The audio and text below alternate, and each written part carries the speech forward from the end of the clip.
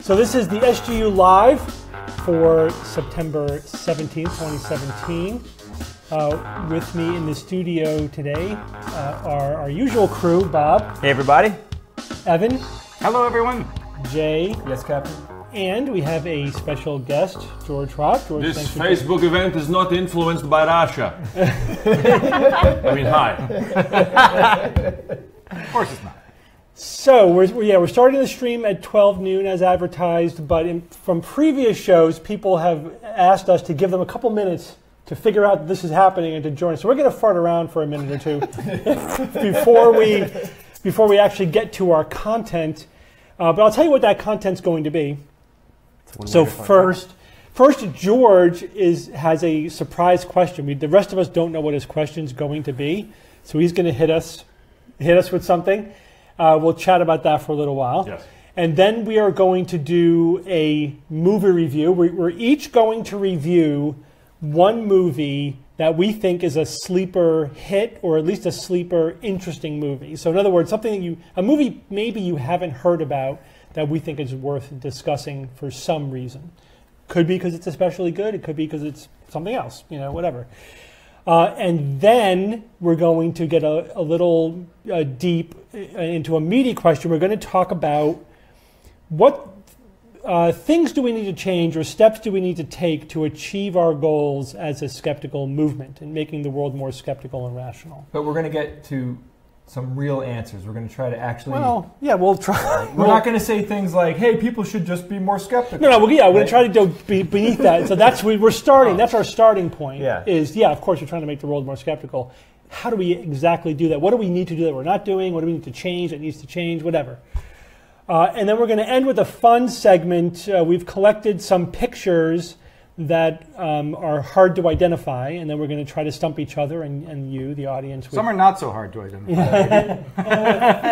You have to throw a few, easy ones in there. Sure. And finally, we have no idea how long the show is going to go for. Yeah, we're estimating 2 hours, but you got nowhere to go, right, George? I got nowhere to go. Yeah, right. We're gonna solve the skeptic problem of the planet. Yeah. In 2 hours, basically. Could be 20 minutes. It could be 9 hours. We'll see what happens. Yeah, it's going to be around 2 hours, but we're open-ended, so if we need to go longer. We'll probably take some questions at the end.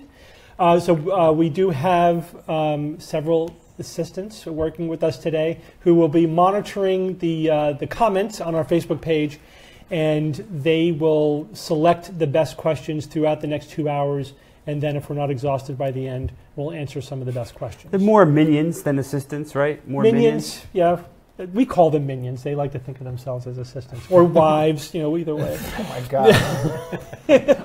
Oh boy. This is going great. Show's already going great. So make sure any question you ask has been answered at least six other times. Yeah. Any questions you may have, make sure they're very broad and have been covered repeatedly through other episodes. And it's do always not key. phrase it in the form of a question, whatever you do. Yes. No matter what. Yeah. And spelling does not count either. So. Just make declarative statements you'd actually like to have us read live on our show. Big soapbox. The more political, the better. Yes, definitely. Definitely, yeah. All right. All right, so it's time. We could start. Yeah, it's time. So, are we working? Is everybody happy? Is the feed happy? Everybody's good? According to my watch, we're good. Seems okay? People are complaining it's out of sync. The audio and video. Yeah. The audio and video may be a little out of sync. There's literally nothing we could do about that right now. From the last stream, it does get better over time. I think they catch up with each other. Jay and I are still exploring how to fix that, but it's not easy. If any of you are technical wizards and know exactly how to fix that, I think what we need to do is get an audio delay so that we can manually sync the audio and the video. But the problem is that if it's not a consistent delay, like you said, somebody will need to monitor it. It's not consistent because last time it kind of caught up. The video was a little delayed, and then they got closer and closer to each other. Yeah. So it sucks. Yeah. So if anyone knows the wizardry of that type of thing, contact us at info@theskepticsguide.org with the subject, "You guys are idiots." Wait, Jay, we get a lot with that subject. Change That's it. true. Make it a little. Come on. Audio edition. You guys are Audio. idiots. Audio. Audio sync Audio. edition. Yes. Yeah, there we go. Remember it's that a- movie where the main character's name was Vidiot? Yes. It's from like the 80s, I think. was that? I don't know. It was like the guy was like a video game champ or something, but his name was Right. Vidiot. You know who loved that? Bill King. Bill King Thought loved that was Yeah, a hilarious. friend of ours. Nobody knows. Goodbye. Yes. Jay knows. We know.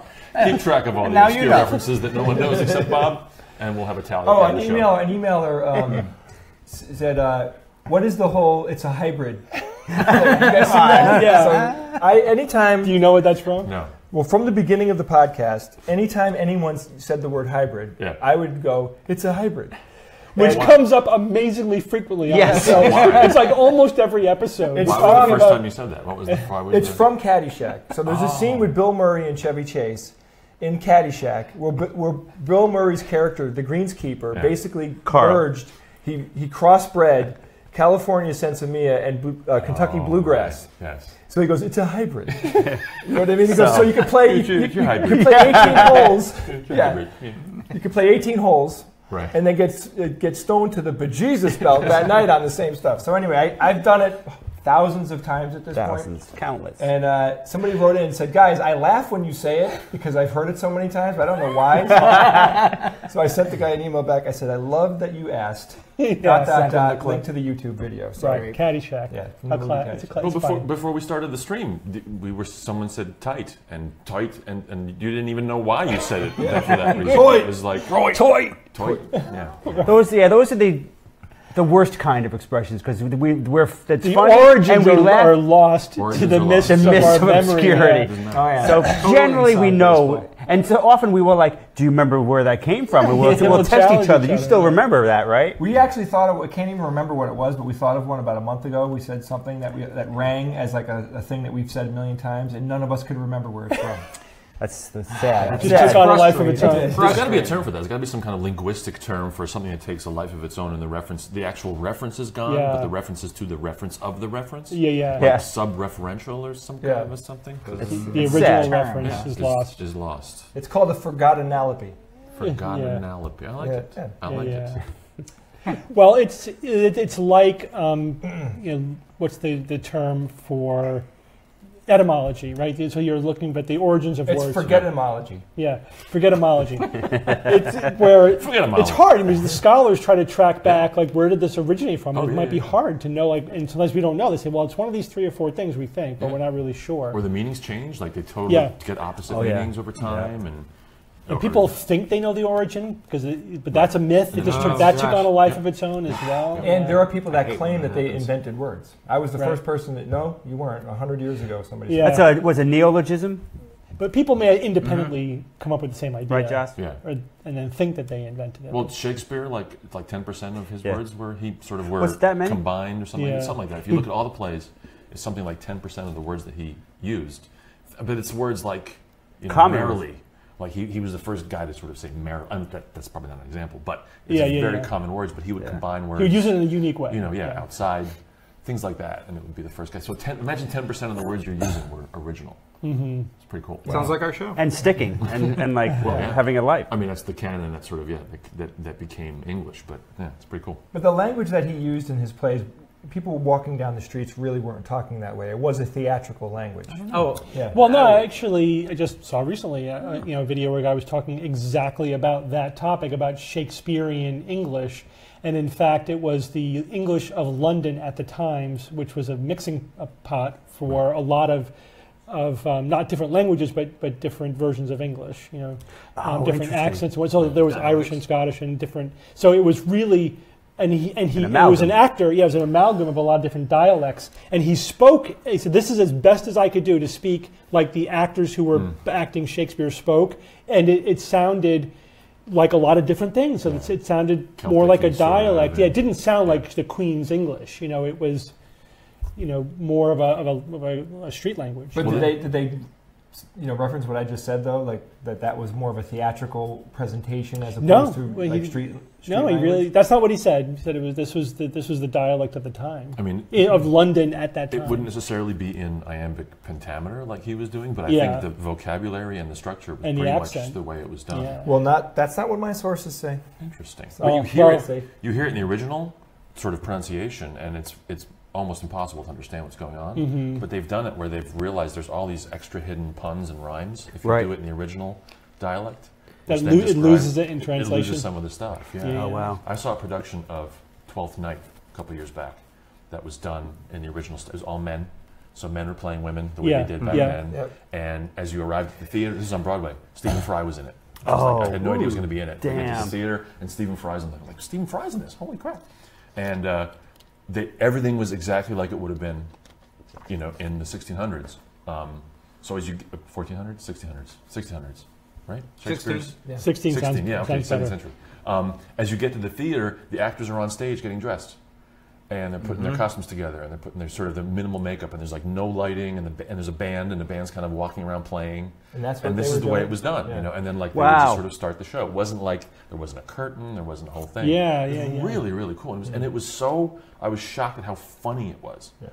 Like just they interpreted it in such a pure way, and they made it really, really funny. It was great, really, really cool. Like 5 years ago. Anyway. Okay, That sounds awesome. well, let's get started with our actual content for the show. Since hopefully people have had enough time to realize that we're streaming and to join us. So, George, you're going to start with your mystery question. So, hit us. What do you Yeah, got? so I just occasionally like to get a little bit of a deep dive into some of the history of everybody and the personalities and things.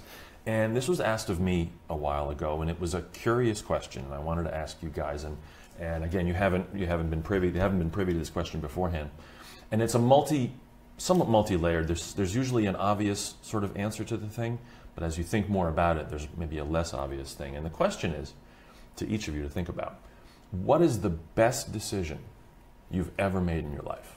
And by best, it could be most influential, it could be the one that sort of set you off in a certain direction or made you realize something, or what was that thing? Like for me personally, I started thinking about this and I realized for me it was deciding to go with my 8th grade music teacher when I was in high school.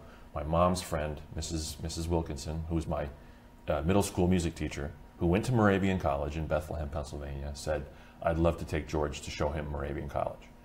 And it was like, my mom asked, do you want to go check out this college? And I sort of wasn't interested in it. But I said, sure, I'll go with her. And that has led to like this whole Bethlehem thing and meeting everybody that I've met. And I think it was like, as a junior in high school, saying yes to that trip was the most influential, if not the best sort of decision I ever made, because everybody I've met subsequently, because of that decision, because of going to Bethlehem, sort of played out that way. So what is it in each of your histories that you can think of that sort of gets down to that? What was the best decision you made? And what was interesting is I think very often we have no idea that it's the best decision we've ever made as it's happening. Right. How could you? Yeah, I don't know if anyone jumps in first who wants to sort of. I have more than one answer. It's complicated, like Yeah. you said. Following the timeline of my life, I think the first one was I decided to join a rock band or form a rock band, and it wasn't just the fact that it's fun, right? Because there's a fun element to it almost every time. But that was like the first time I sunk my teeth into anything and owned it and shaped it myself. And my love for it fueled it. But when I look back on how that influenced me, I mean, I figured out that was the beginnings of me becoming an adult. How old were you? It started when I was 16, 17. Okay. So it was a big undertaking. We had to get equipment, which was economically difficult, and figure out how to use all of it, and then we had to practice, and that was a twice a week at least commitment. Were you playing before then? Were you were playing bass just sort of on your own, or you decided I'm going to be a bass player? And It started with more of like a friend of mine said he wanted to. He has a dream of being a rock drummer. Okay. I remember hearing that going, that's so weird. And then Is that Matt? Yeah. Yeah. And like 2 weeks later, we were listening to the Police, and I said, what's that instrument? And he said, that's a bass guitar. And I said, I want to buy one. I want one. wow. And the next day I bought a $200, it was a Cort bass guitar, Right, the right, brand right. Cort. and I bought a PV amp, and that was it. And my brother Joe joined the band, and we had two other people in the band. It was a remarkable experience. When I look back on it, though, it was like that was the first time I tried to do anything. Yeah, I remember that. That's funny you mentioned that, because I do remember at that time thinking this is the first time Jay has actually cared about anything and actually worked hard at it. Yeah. Oh, wow. And showed the ability to like be dedicated to acquiring a skill and responsibility, and you cared about the band and then promoting the band and the business end of it, of just running a band. And it was but it's all those lessons built in, right? So part of that was your first adult experience in a way. It was an artistic movement. It was a business oriented, organizationally we had to figure out how to do, the drill. Yeah. It's like it's very complicated in the beginning when you don't know how to be in a band and manage people and manage equipment and transportation, and and you have this dream like kind of floating over the whole thing. So that's huge. That was a huge influencer on me. I mean, I can say that was it.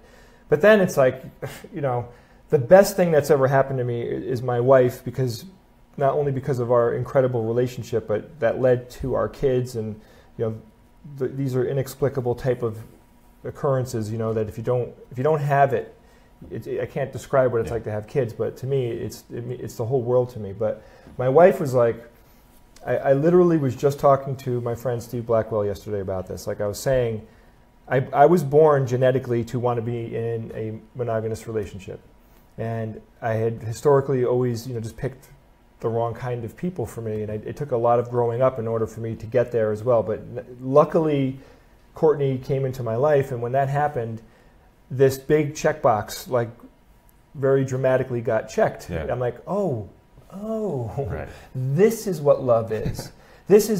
I'm actually being selfless for the first time in my life. Wow. I never felt I'd ever acted selfless before. So that's huge, But was there some kind, like when you first reached out to her, and I know you guys were friends first before you were romantically together, was there a, like, I'm going to ask her out? Yes. Was there like, how did that happen? She utterly rejected me, George.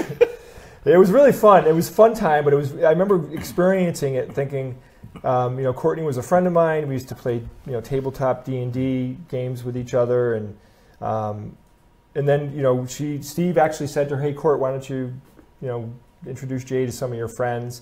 And then, after 3 or 4 of those going out with Courtney's friends nights, I'm like, I like Courtney. It occurred to me that I liked her, and it was a little like I was afraid of it because it meant something. Wait, I know her. Oh, that's odd. Why am I all of a sudden finding that I'm attracted to a girl I've known for 10 years? Yeah. And I thought it was complicated. But then, I'm a romantic, so it took me all about 30 seconds to decide I'm going to go for it. And she rejected me for months and months and months. I mean, it was really funny because I was trying to lure her in with all the things I tried on all the other women in my life. Because, you have these things that you kind of... Right, the routine. Your shtick, hey, yeah. People will respond to these types of things. But it only worked. She finally realized that I was real when I got real with her. I had at one point, months later, after throwing everything I could at her to just get her to, let's just go on a date, She wouldn't let it happen. So finally I'm like, look, Court, you're attracted to me. I know you're attracted to me. I'm attracted to you. I got totally honest with her. I just broke right through the veil. And she said to me, at that moment she realized, okay, now I'll give him a chance. There's a person in there. Yeah. And So that was interesting. All right. But that's been a huge growing up thing for me as well, because, when you're in a real relationship, you have to be a real person, and that's hard. I didn't realize just how unreal I was until I was with someone that was holding a mirror up to me. I'm like, wow, I'm all of these things that I don't want to be anymore. And, I've been working on it ever since, So I feel like she's made me a better person, and now we have kids. It's like, oh my God. Yeah, it's totally different. Yep. So those are my answers. Very cool. Very cool. Yeah, I mean, I'm happy with all the big decisions I've made in my life. I don't think I've ever made a big decision that was bad. I'll give you the top 3, I guess, and they are the obvious ones. But looking back, so number 1 has to be just dating and marrying my wife. Right. And I'm not just saying that because she's sitting behind the switcher right now. Yes, she has her finger on the button of the stream too. So she's Jocelyn is probably the best person for me. Yeah. She's been really good for me. She's we joke, I jokingly call her the ego police, but she does that role in a very constructive, supportive way, which is good. She reels you in. She totally is. Yeah, she's very, very good at giving you a reality check. And I've seen people that I know very well in relationships where they don't have a reality check and how they go off the rails. Yeah. And so it's been very, I think, great to know that I have somebody who is a reality check for me. Not, I'm not saying that I particularly need it, but it's great, to have that relationship as your primary relationship in your life. And of course, everything that flows from that, including our kids, like if I think what's the one decision I would never undo in an alternate reality, that's it. Okay. I could never undo that decision. Everything else is negotiable. Sure. But that one, so I have to mention that. Even buying your lightsaber?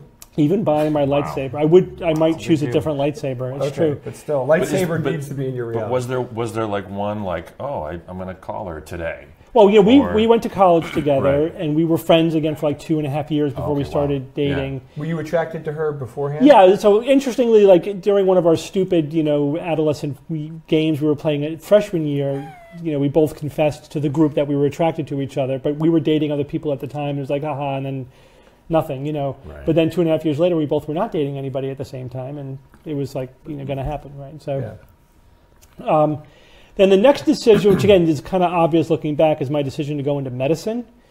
I'm glad I made that decision, and I, can look back and see it, not just because I like my career as a physician, but it really did change who I am in some good ways. Going through medical school and being a physician, I think teaches you a lot of discipline, a lot of maturity, and I know this of other people like that are friends of mine who are also physicians. There's just a certain, thing that you learn being a professional. Like, you have a relationship with your patients where they're the only thing that matters. It's 100% about them and not about you. Right. And you have a lot of responsibility. And you have to think very carefully about a lot of decisions that you make, and it's sort of there's a massively maturing experience being a clinician, and that also I think made me a better critical thinker and a better scientist, and it fed into a lot of what made me, I think, into a good skeptic and a good communicator. Was there an option of not going into medicine? Like, was there any point where you thought, I could do this, or I could do this? Well, I didn't get in my first year. I applied to medical school. Oh, wow. Okay. So I had a whole year to think about what I'm going to do if I don't get into medical school. And I did. Why didn't you get in? Like like testing wasn't good enough, or the short answer is my grades weren't great okay. in college. Right. I had an easy time in high school. I was spoiled. And then I went to Johns Hopkins, which is a killer, university. And it took me a couple of years to learn how to be the student at the level I needed to be. Right. So I was doing really well in my third and fourth year, but my grades in my first 2 years really dragged me down. And I just didn't get in anywhere for the first year. So then I did a master's degree program for a year. That's oddly encouraging, like when I hear something like that. Like someone is successful. That sort of didn't do had it to right overcome away. obstacles. It wasn't easy for me, no. So then, but then by the time I got through 4 years of Hopkins, like if you could survive that, so it was great at making me into the person I needed to be to go to medical school. It just wasn't great for me getting into medical school. Right. So I actually spent a year at Georgetown in a Master's of Human Physiology program, and I just kicked ass for a year, basically taking mostly the first year medical student curriculum. So I proved, I could do this. Here it is, and so then I got in, to Georgetown the next year. So, but then that was all part of this growing experience that I'm talking about. Like now, like studying and learning and working hard and being a scholar and all that stuff is like that's what I do. I mean, I learned how to do that through that whole experience to a degree that I never would have, because that was live or die. That's important that you weren't discouraged by your initial failure, if you want to call it that. That you decided to get back up on the horse and say, no, I'm going to do this. I'm going to do whatever it takes to be able to get to do it. A lot of people would have given up. Yeah, and at the same time, I'm thinking, and what am I going to do if this doesn't work? So, I mean, I think we mentioned on the show recently, I had a real interest in paleontology, and if I was just going to go into a hard science, like not a clinical science, it's a hard science, I probably would have done that, and I probably would have enjoyed, my career as a paleontologist, but it would have been a very, very different experience, very different career. Oh yeah. So I'm glad it all worked out the way it did, and I think that this And the third thing, of course, was the decision to get into skepticism and podcasting. Like the day we said, hey, let's do a podcast, that was transformative as well. And it's kind of the marriage of all of the things, that I'm interested in, that I like doing. But why hey go into a podcast? Like, did you hear one? Did you? So the story is that a friend of ours, a mutual friend of ours, we were at the time, we would be like in these endless political discussions. And he said, you know what we should do? Over email. Yeah, mainly over email. Long, or not just email. Not just over email, but if you recall, while we were playing City of Heroes. What a great game. Yeah. So we would have this, we was part of our City of Heroes group. So every Wednesday night, we would, like 8 of us would get together and play a massive online gaming. And it was still the best game I think we played, the best massive online gaming. And we would it would be, while we were playing, it would be a 2-hour political discussion, and it was a lot of fun. And then he said, you know what we should do? We should record this and publish it as a podcast. And then, like, what's a podcast? Never heard the word before. Never heard the word. This is like before it was on iTunes. This is before it was a thing. Right? 2005. And so I said, that's a great idea, except we're going to talk about skepticism, and you're not going to be involved. Goodbye. He took it well. So He took it well. he wasn't. It was. But he wasn't a skeptic. He wasn't a skeptic. Right. He was just He one of our wasn't. friends who liked to shoot the shit Is he about still around? politics. I mean, Yeah. Yeah, he didn't take it personal or anything. It was just, All right. once I realized, because at the time we were looking for something to do. Right. So we gotta Newsletter. What do we? We have do? to break Yeah. out. we have to get online. We were publishing a print newsletter and holding physical meetings. Like, For 10 years. we need to Bits, not atoms. Yeah, we need to get into this whole social media thing. And we actually, Perry and I had actually tried to launch a radio show a couple of times beforehand. And we had it all written out, and we had, what I mean? But it just the logistics of paying for a radio station, whatever, didn't work out. Right. So then I was like, hey, we'll just do that radio show that we wrote, and we'll just do it as a podcast, basically. And so we did. And that was the SGU. So, I mean, that was a huge decision in my life that I think worked out really well. Yeah. Very, very, very happy with that. Yeah. So those are the big three. Okay. All right. Roberto. Where do I go with You're on the this? spot. Again, it's so tiered sometimes when you start thinking. It is. Like, oh, well, this. But if I hadn't met this person, but if I hadn't said to go to that thing, if I hadn't had that car, you can reduce it infinitely. Yeah. Well, I mean, like Steve, I got to give a nod to relationships decisions. Even though my first main relationship ended in divorce, I can't regret it, and I still need to be. I'm still proud of that decision because it produced my daughter. So there's nothing that can make me get rid of that decision. But now that that's over with, another great decision. I mean, Liz, of course, to be with somebody that I have so much in common with is also a fantastic decision. So that's definitely up there. But I want to take it. I want to segue to a little bit more of a fun space than you guys. One of the fun decisions. One of the decisions I would never regret is that the first time somebody told me, Bob, why don't you, decorate your basement and bring the trick-or-treaters down there? And I'm like, it's not a bad idea, Claudette. Okay. So then from that day, from that decision, every year after that was a progression of bigger and more elaborate decorating. I mean, this was my passion. Halloween was my passion. So every year it was just bigger and better, more elaborate. Before you decorated, though, you would just have crazy stuff on your lawn, or I collected skulls. I had a dozen skulls, and my friend Vinny the redheaded dude, I can't finish that term. Yeah. So he loaned me his skeleton, a good skeleton, which of course I kept and never gave back. Right. But it was a real skeleton. No, this is a high quality. High quality. Oh, You can't get real skeletons. It's a high quality skeleton. So I had that and some skulls and not a hell of a lot more than that. And from there, it just exploded. And so what I loved about it is that not only, did it lead to, bringing the kids in the basement. Jay and Steve and I and everyone would get in costumes. It was like a free haunted house, and we would bring the kids around. We did it every year. So that not only that led to a haunted house that I ran for like 4 years, using everything that I had collected over the years, went to the haunted house. And as an outlet for creativity, it was fantastic because it's probably my most creative output. Besides crafting, blogs and discussions, crafting these actually things, these Halloween objects and things, and also problem solving. Like last year, I had to make a cauldron, bubble with fog. Had to. And that was of course.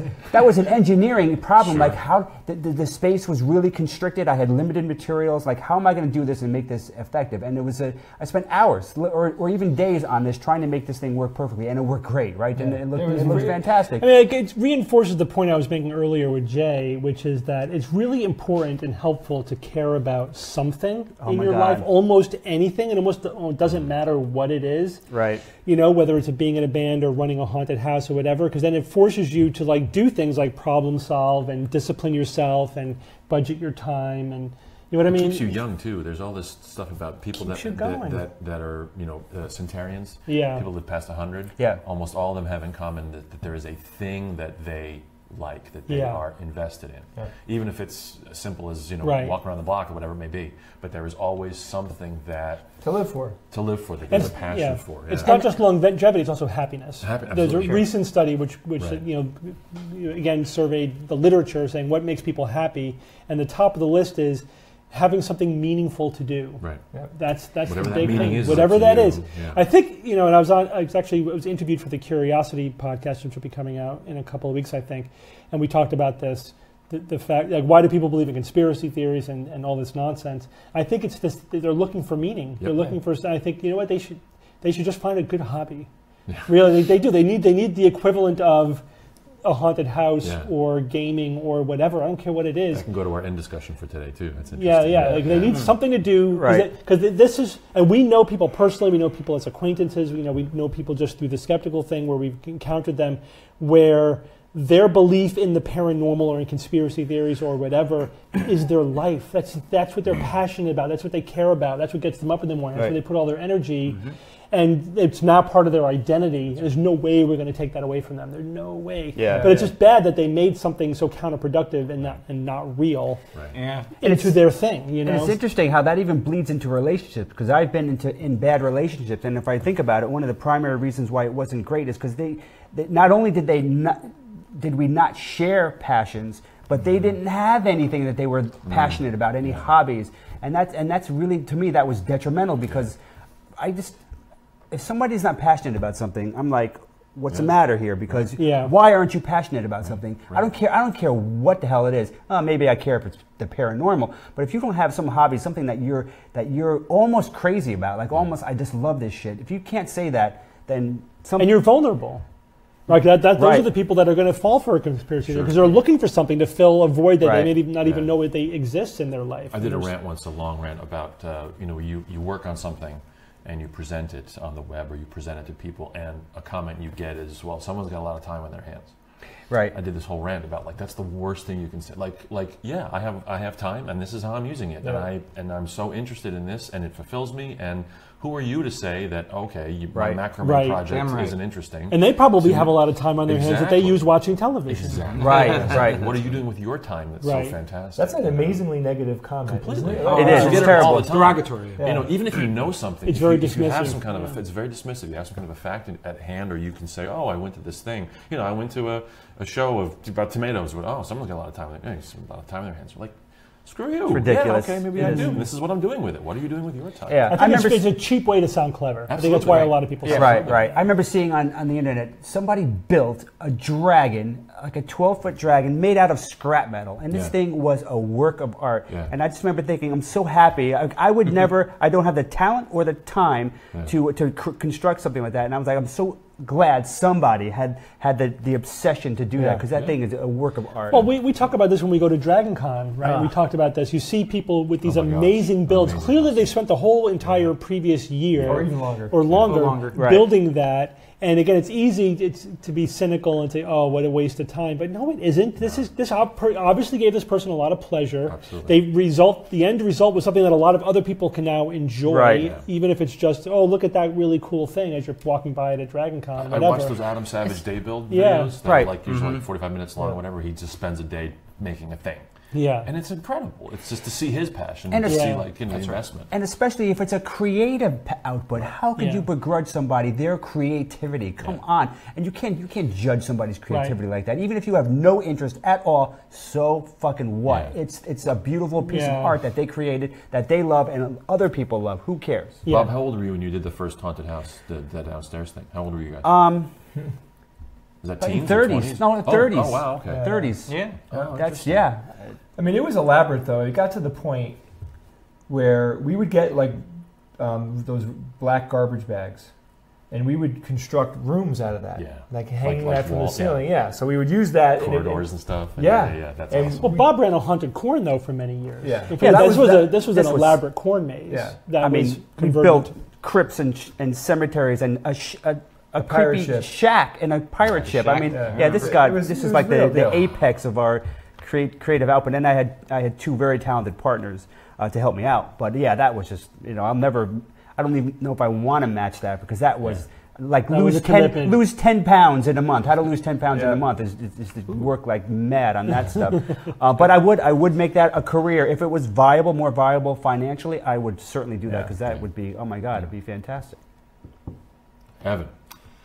Well, I'll give the same nod to relationships. Sure. Obviously, my daughter, Right, greatest of course. thing in my life. My wife, we have a tremendous relationship. So happy we're together and we'll be together forever. Despite past mistakes I'd made before. So very, very happy for that. But I'll boil it down to 3 events that I think qualify. So when I was very young, 7 years old, I ran away from home.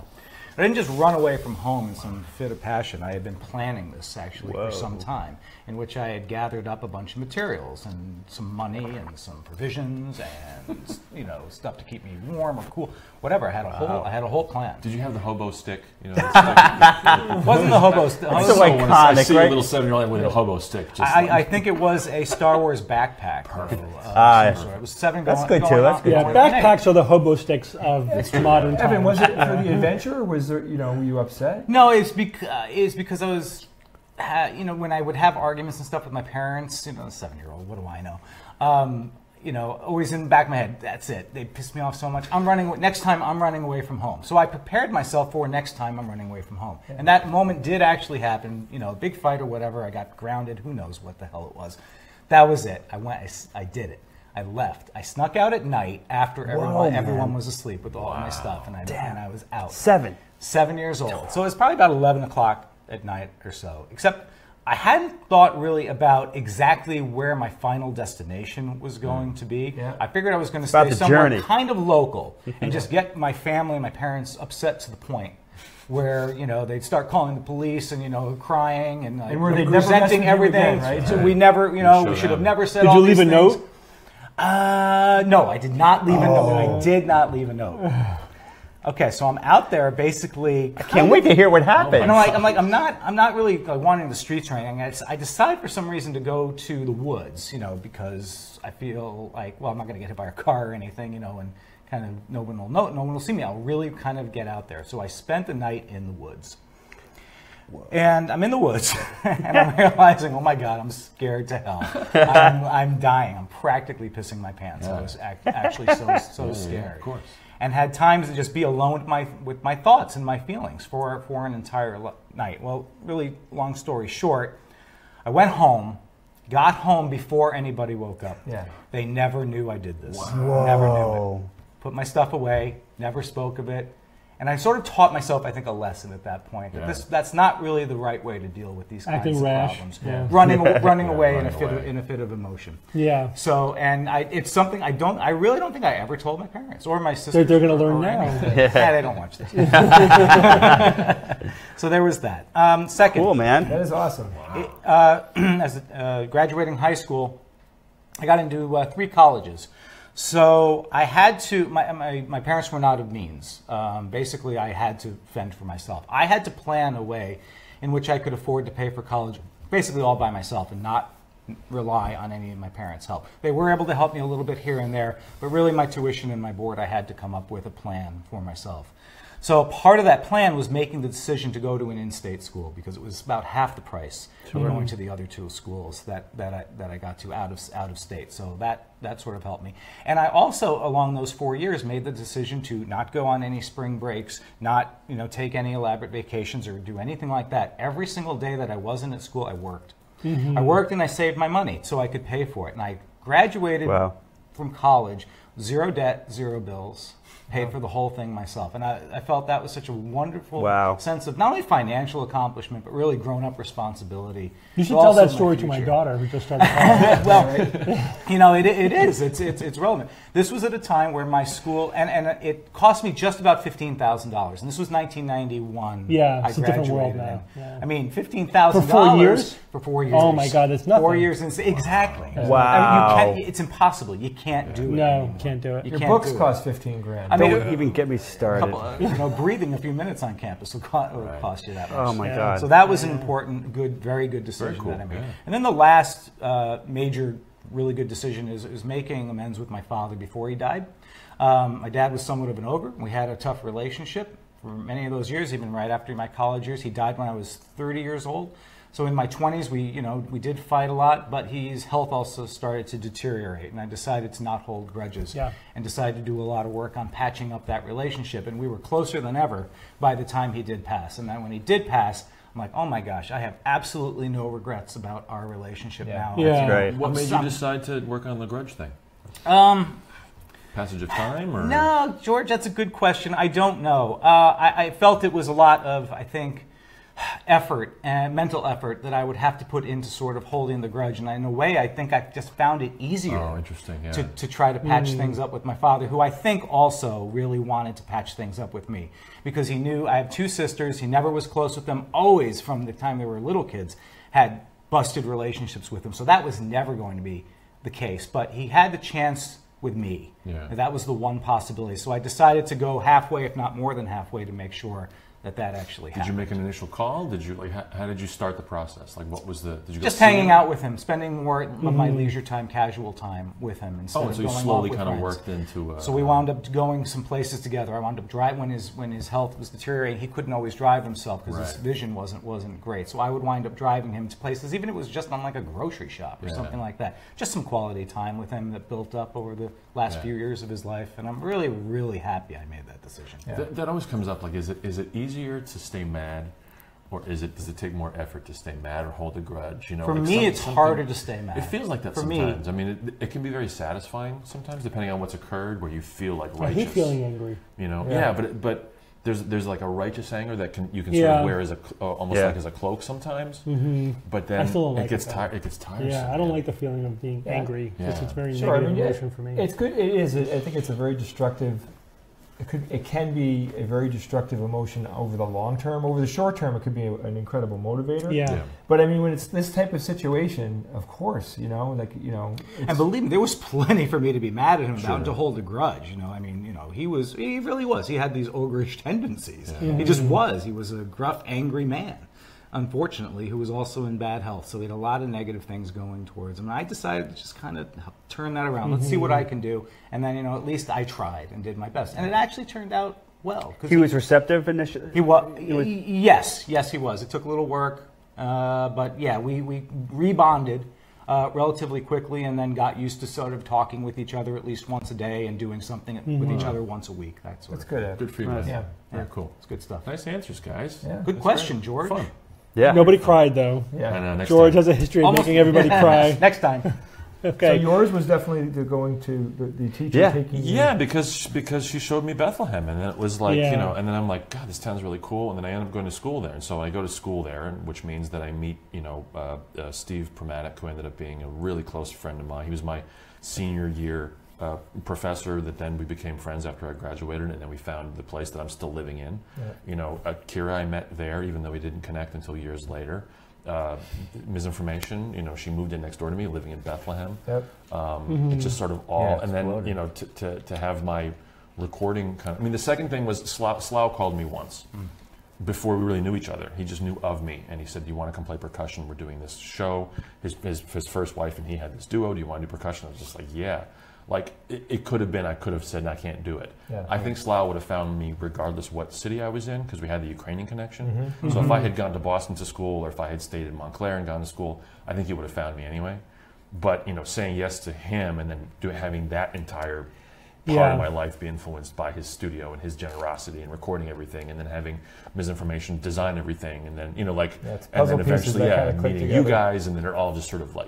but here's the thing, though. If you did zig instead of zag, would you have another set of reasons why you were happy for that decision? Of course. So that's the thing. Like, absolutely, so there's some decisions where it's like, okay, if I didn't go to the college I went to, I wouldn't have met my wife. I would, whatever. These things wouldn't have happened. But I wouldn't know any bit different if that other version of me would be like, oh, thank God I went to this because I met all the people I met over there. I was at a percussion convention years ago, and my high school drum teacher Barry Santani was just a great guy. And there was me, who was at the private school where he taught, and there was a kid, Tom, who went to the public school. We were both the same age. We both had sort of different, but we both took lessons with Barry. I was a more intuitive, better natural musician than Tom was. And Barry would say this, like, your sense of pitch is better, your sense of rhythm is better. Tom works really hard, and you're both level or whatever. Years go by. I decide to go to Moravian. I leave the New Jersey area, go to Montclair. I bump into Tom 8 years, 10 years later at a percussion convention. And we recognize each other. It's percussion convention. Convention, this is out in Ohio. Cool, man. PASIC, the Percussive Arts Society International Convention. It's like every drummer in the world goes to this thing. It's great.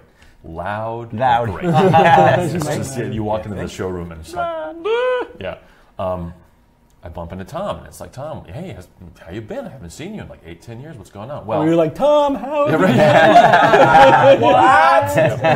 What? Turns out he, of course, stayed in Montclair. He was still studying with Barry. They became like business partners. They had a rental thing for their stuff. He said, oh yeah, I'm playing Blood Brothers on Broadway. So he was in a pit band on Broadway. And like my heart sank, because I was like, if I had stayed in Montclair, maybe I'd be playing on Broadway now. But then you start thinking, you go, well, but then I wouldn't have met X. I wouldn't have met this. I wouldn't have done, So I could have stayed in Montclair, and I could have killed myself. Like, who knows? I could have been in some horrible relationship that made me want to drink Drano. Who knows? So you can never kind of say, oh, better or worse, whatever. You hopefully would make the thing you would make. Yeah, all you could say is that this, in retrospect, this turned into a positive experience for me. Yeah. And I would hope that we would have met somewhere. That I would hope that. Somewhere that was inevitable. I don't think so, though, George. I mean, think about all the people that we collectively know because we joined the skeptical movement. Right. I think about our friends in Australia because that's like the place. I probably wouldn't have met anybody. No. Right. Most people. You're only 2 hours away. But you guys would have gone to TAM. Like what I would have known about James Randi, I would have known that TAM existed. Yeah. Would I have? But what known? if we didn't start podcasting? Right. Forget about it. I mean, it's like, I know. We may have stumbled on your podcast and been listeners of your show. Doing it, I don't know. And right. Well, because of Slough, probably. I probably would have if I would have been. But you didn't do your show because of our show. No. I mean, I did much because of Slough. Slough was like, you got to do this because he's blind, obviously. So he was into podcasting in like 2004. That's before everybody was into it because he was like, this is great. It's just tons of audio. I can just listen. You should do this. Like, what are you talking about? What is this? How does this work?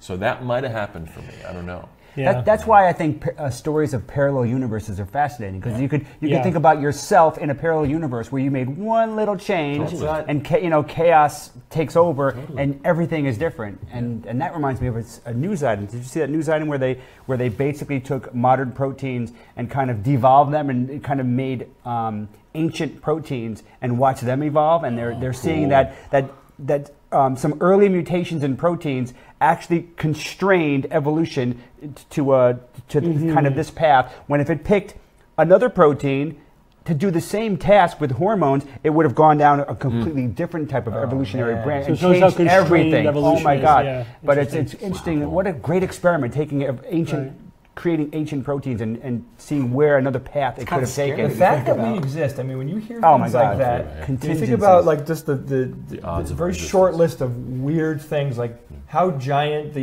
universe is, and proteins, and like a little thing. I mean, maybe a temperature change at some point in pressure, temperature, gravity made something happen. I mean.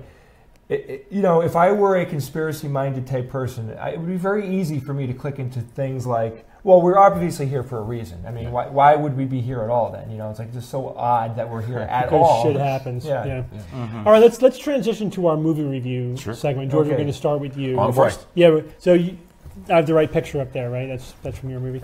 Oh yeah. There's actually you can back up to that's a I'll mention this gentleman in a little bit, but there's I think a poster of the main thing as well. Yeah, there you go. So my film is called Topsy Turvy, and it's directed by Mike Leigh. Now, the first Mike Leigh film I saw was actually, speaking of Slough, in London with Slough. We went to a movie when I was hanging out with him there, and Mike Leigh was known for these very improvisational movies. So he would sort of, it was like a drama version of Spinal Tap. So there was no script. He would give his actors kind of outline cards, and that's what they would do the movie. So I saw Secrets and Lies was the movie I saw with Slough. It's a fantastic film. It's really great. It's about another sleeper film. But I saw that, and I remember this name, Mike Leigh. And I heard about this film called Topsy Turvy, and it was directed by Mike Leigh, and I thought it was going to be a similar kind of very improvisatory, modern thing, not much of a script. But this is a period piece which talks about the first production of Gilbert and Sullivan's The Mikado, and what was involved in doing it. And it is so beautifully immersive. I mean, and it's the complete opposite of Secrets and Lies, which is a modern story in London. This takes place in London, but it's 1884. So the story's happening, and it's neat because Gilbert and Sullivan are at odds with each other. Sullivan doesn't want to use the words that Gilbert's writing. He's sick to death of all these kind of cheesy words that he's done. He's always using this thing of topsy-turvydom. There's always a magic amulet. There's always a magic goblet. There's always some kind of a weird thing that makes the plot go. And he doesn't want to write music to this stuff anymore. He can't stand it. So Gilbert finally sort of writes this entire operetta, the words for it, and throws it away, goes to an expo of Asian culture that's happening in London, and buys a samurai sword. And this inspires him to write The Mikado. Now, if you're not familiar with The Mikado is this sort of story of social interaction. It takes place in Japan, but it's all just English society, sort of masked as Japanese society. It's a wonderful film because it shows what a pain in the ass it is to make things. Going back to your topic of being invested, that things, creative ideas don't just come from the heavens, but they have to be workshopped and developed and worked on. All the actors sing their own parts in the film. There's a couple rehearsal sequences where the guy who's playing Sullivan is playing piano, and the singers behind him are singing, and they're messing up, and they're rehearsing. And it was the first time I had seen a film that presented it that way, that like they're actually doing it. They show large sequences of the Mikado, the show. That's pre-recorded and that's lip synced too, but I can forgive that. But what's neat is there's tons of actors in this that you see, like every one of these actors is in a Harry Potter movie eventually. So you sort of see them in a very different light. It's an investment. It's like over 2.5 hours long. But if you like period pieces, if you like I'm a sucker for British movies to begin with. Yeah. Give me an accent and I'm just there. And then it's so completely spot on in terms of its art direction, and the casting is great. Jim Broadbent, he plays Gilbert. Oh gosh, Jim Broadbent is just like the best. Love him. And then I forget this guy's name, but the guy that plays Timothy Spall. Yeah, as an actor. He's great. So he does tons of stuff, and he's always these gruff, big characters. He's Wormtongue in Harry Potter series. Exactly. Yeah. So he in this he plays this, sort of very effete. He plays the Mikado. He's the actor that plays the Mikado in the thing. He's very, very British and very just sort of proper. And it's so different for him, and they're in the makeup room and they're putting their makeup on and stuff. It's so beautifully immersive. And that one shot that you showed previous, which I didn't even realize this until years later. Can anyone guess who this gentleman is? Yes. Oh boy, it looks so familiar. Yeah, wait. My gosh. So he plays the choreographer. And the character's name is John Delban. These are all real people. It's really neat. God, I know him. Gosh. So that's actually Andy Serkis. Yes, that is. Yeah. Of course it is. Oh my God! I had seen this film, tons of times. It was years and years and years, and I was watching it again once, and just happened to be still in the credits. I'm like, holy crap, that's Andy Serkis. It's a very early film of his, but you see he's like a weird choreographer character. He just walks around in the background. His legs are always moving and stuff, and you see like, oh, he's very physical, and he sort of understands. Obviously, this is from 1999, so years before motion capture, years before he became what he eventually became. Gollum, for those of you who might not. Right. Yeah. Gollum, Lord of the Rings. Kong and, he's done a ton of movies. Planet of the Apes. Movies. And, Nope. It's just such a, and it didn't really do much in terms of its box office, but it's a lovely way to see what's involved in trying to put a show on, and apparently it's extremely accurate in terms of its history and its accuracy. So cool. I do like that. Highly recommend. That sounds it. very good. There's another there shot is. from the There's film. Jim Broadbent. Jim Broadbent, yeah. Good man. And he's just a bastard. He's just Gilbert. Gilbert is is just like he's a taskmaster. There's a wonderful scene where they're rehearsing just the dialogue, and the actors are slightly messing up some of the order of the words, and he just won't have it because he's written everything, you know. And the character's name is Katusha, and he says Katisha, and he's like, no, it's Katusha. He's like, well, I prefer it makes me happy to say Katusha. And he's like, well, your feelings don't enter into this. You know, it's Katusha. It's just great. It's just great. And yet he's kind of a softie at his heart. It's a wonderful film. Wonderful film. Cool. Awesome. All right, Jay, why don't you go next? What's your movie? I don't have an image for your movie, but go ahead. I sent you like 10 images. You didn't get my images? Did you email them? I believe I did. Okay, it's fine. We don't need it. Describe it. I think a lot of people know this movie, but I think there's depends on your age, and that's why I picked it. I think some of our younger listeners might not know this movie. It's called. It's all the black and whites. Yeah. I did get it. This movie is called 12 Angry Men. 12 Angry Men, and that's Henry Fonda there in the starring role. And this is to me one of the first intellectual movies I ever saw in my life.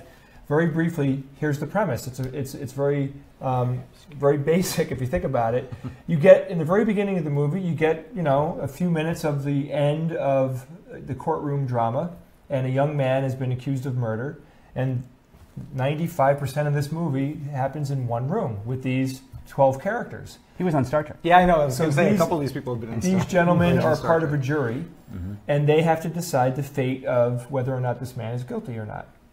So very quickly, they all vote, and everyone except Henry Fonda's character raises their hand saying he was guilty. And Henry Fonda starts the movie by saying, I would just like to talk about this before we essentially send this man to the guillotine. Can we please just talk about it and dig into the details? And throughout the course of the movie, he follows a very logical, skeptical pathway, which I found fascinating, especially that I liked this when I was younger and I didn't even know what skepticism was. But I liked that cool thing that he did, in the movie. The cool thing that he did was he deconstructed the evidence that they had. And he said, look, let's talk about it. And at one point, this old man, I think the man was like suffering from arthritis as well, so he had a shuffle, and the guy said he claimed that he saw the murder happen, but Henry Fonda proved to them, okay, so it was 20 feet from this man's bedroom to the window that he said he saw the murder happen in, and he timed it, and they found out this guy couldn't move fast enough to get to the window to actually see the murder. So he deconstructs all the evidence that happened in the courtroom, and during the course of the movie, more and more people, every time they vote, one more person drops off and joins his side. And then, brilliantly, at the end of the movie, I hope I'm not ruining. Spoiler alert! Spoilers. You should really see the movie. 50-year-old movie. It is a 50-year-old movie. At the end of the movie, the man that you're seeing in this picture, who's on the left, he's the holdout. He was the last holdout, and it turns out that he's got motivated reasoning behind the whole thing. It's not just that he wasn't convinced of the evidence; it's that he was actually mad at this young punk, and it turns out that he's mad at his son because his son did something to betray him. So he was holding on to like this revenge against his son that he wanted to play out to the kid in the courtroom. So, that character's entire world gets shattered because of this, drama that takes place over an hour and a half. So you get the sense in this film that it's happening in real time. Yeah. They shoot it like it's happening in real time. They don't really. I don't really feel like a time splice, even though there probably is, because I think they were supposed to be there a whole day. Well, it's a play originally.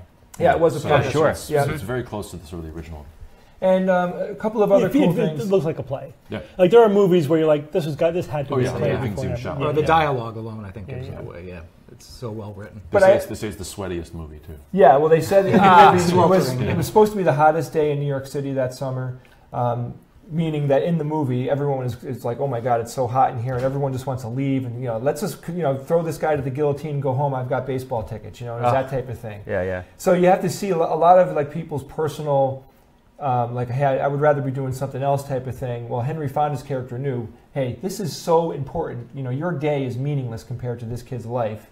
But also very interestingly, what we find is it's, first of all, you learn a lot when you watch the movie. You learn about yourself. You learn about how we typically put ourselves first in a lot of circumstances. Then you get this wonderful idea that you need to be selfless in order to make good decisions. Right. It helps you come to more logical conclusions. It's the humility and all of these different things that I can see that the film does wonderfully. So, made in 1957, the film does not have one special effect. It's happening in one room. It's happening in one room, guys. 12 men talking in one room. Just a wonderful idea. If you have the writing, that's all you need. Right, exactly. Yeah. It's about the characters. It's not about the special effects and the spaceships and all that. I mean, I love all that stuff, but if there's no, but if you've got good writing and good special effects, that's Game of Thrones. If you have wonderful character development, the special effects can make things even better. But it should start with, well, we have to have fully realized characters that have to change and evolve throughout the course of the film, and they do it wonderfully. Have you seen Amy Schumer's sort of sketch based on that? No, I haven't. So it's a jury. It's actually really, really well done. It's a jury, and they're deciding if Amy Schumer is attractive or not. Is she bangable? That's the question. That's the question, sort of. And it's. Is it a rip-off of this movie? No, I mean, it's like beats of the film are exactly in it. And there's the one guy holdout, who's got this grudge, and it's I want to see it now. It's a really great sketch. Yeah. That sounds funny. All right, we'll go to mine next. So. Mine is a 1997 Canadian film called The Cube. I love this movie. Yeah, you seen it? And the sequel, dude. Come on. I saw Cube Squared? I saw the sequel last night. It is Cube Squared. Of course it is. Hypercube. Yes. Hypercube. But it says Cube 2, but it's Cube Squared. Oh, what are we looking at here? A cube. Looking at a cube. The interior. So it's good choice, Steve. Yeah, I didn't know if any of you had seen it before, but this is good. It's a movie that maybe a lot of people don't know about. It's kind of it has a cult following. It's a science fiction movie, but it's contemporary in a way. So essentially, the characters wake up in a cube. They're in a cubicle room, and in the middle of each wall, ceiling and floor, is a doorway that connects to another cube, and they have to. At first, they're separate, and then they sort of find each other as they're wandering through these cubicle rooms. They don't know how they got there. They don't know why they were chosen or why they're there. And the rooms are trapped, like randomly. Like some rooms are fine, other rooms, have some horrific trap inside of them designed to kill you. And they have to survive long enough to figure out how to get out. And so, like with 12 Angry Men, I mean, it's pretty monotonous. Yes. It's literally one set. You could film the whole thing in, even though it's duplicated many times. Maybe 2 cubes and you're good, right? Yeah. For the movie. Exactly. So, but it's all about the characters, and of course they have to all sort of face their own demons before they can sort of function. They have to be resourceful. They have to each can have something to contribute, even though it might not be obvious at first what that is. They have to knuckle down and be brave and smart and calm and think their way through it and do problem solving in order to survive this, in order to get out. Now the other wrinkle though is the cubes move. Occasionally the cubes will shuffle around. We don't have to give the ending to it, but the setup is really cool, and it's good because you start like knowing as much as the characters in the movie do, which is always a fun premise. And you're sort of figuring it out as they're figuring out what is going on here and what the challenge is. So very, very good. I highly recommend it. It's a great movie. Again, one of those sleeper movies that you may not have ever heard of, but it's definitely worth a watch. There was a sequel, which I actually just watched last night, called Hypercube or Cube Squared. I'm trying to remember. It's been years. Not bad. It was not bad. It was just like, let's make a sequel to this great movie, and it was basically the same movie. The same movie. Except with the wrinkle of it's a 4-dimensional cube instead of a 3-dimensional cube. It's that's literally what a hypercube hypercube is. And so the gravity's changing from one room to the next, and time flow is changing from one room to the next, and it's a quantum thing, and they're meeting other versions of themselves from other realities. So it was interesting. They took it to the next level, the next dimension, but it was fundamentally the same movie. And I thought that the characters in the plot was not as good as the first one. Yeah. It was more cookie cutter, like, that's that guy who plays that role in every movie like this. It was kind of derivative. It's like, there's the nice woman who wants to save everybody, and the character that you really think is nothing, but it turns out they're actually the villain the whole time. It was that, that kind of like you could kind of spec it out in the first 5 minutes kind of thing. But in the first cube, is some of the motivation or some of the actions of the characters frustrating, or do they sort of act smartly?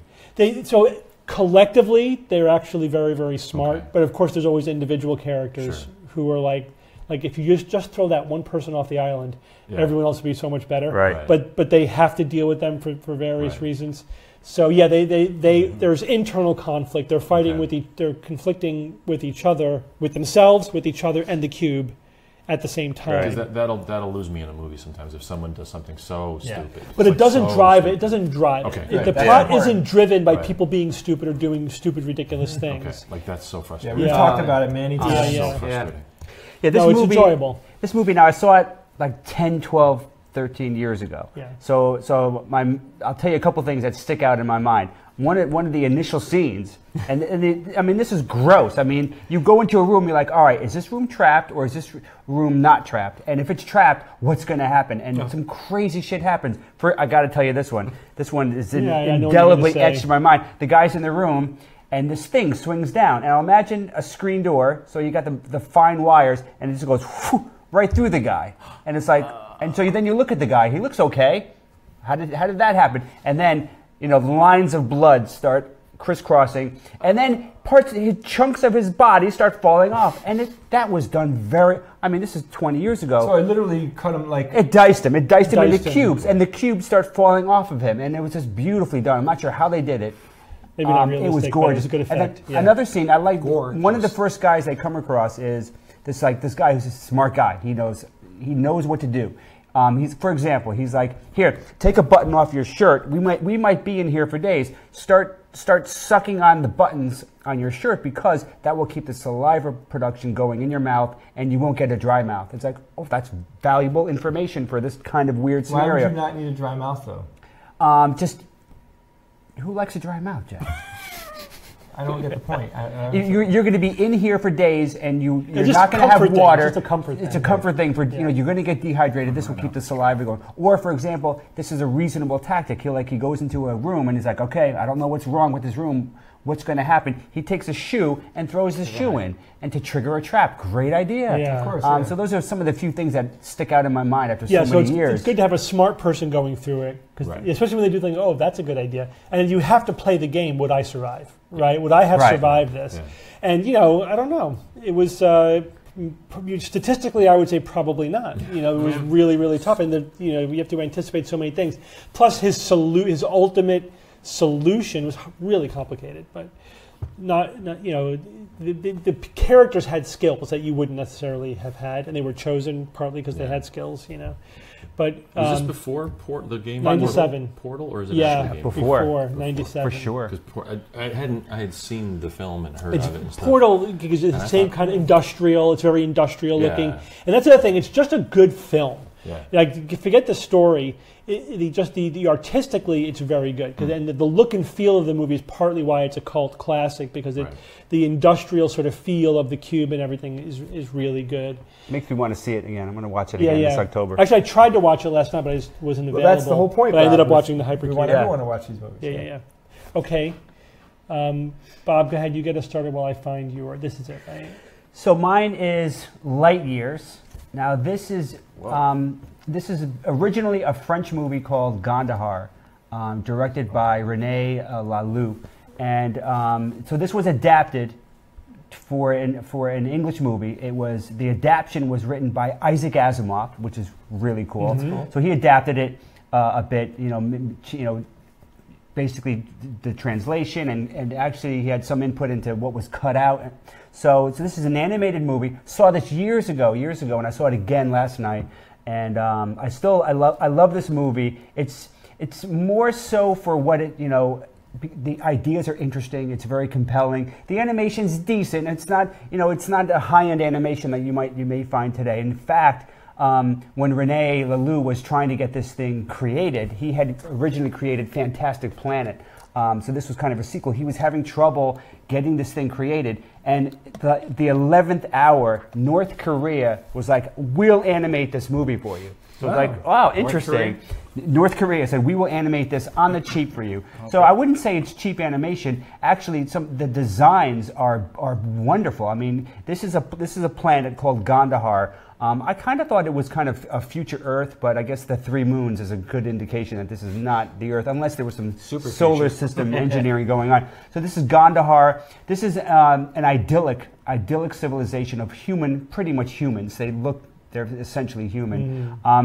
And this civilization is idyllic. It's a kind of like a nirvana. It's just a wonderful society. Until what happens? The thing is, though, a cube shows up, and all of a sudden, yeah. They're advanced, but they're not mechanistic. They have kind of done away with mechanisms for the most part and embraced like biology and the organic. So these human peoples, these Gandaharians, and the environment, from the plants to the animals, are meshed in such a way that it made me realize that this is like advanced biotechnology.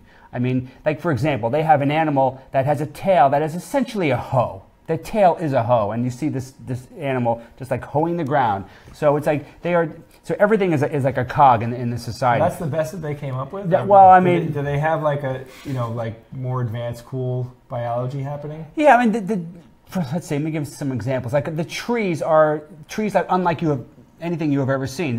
Instead of having branches and leaves, it's like these nodules, and the nodules, when they're ripe, they just kind of fall to the ground. I mean, just very unusual biology.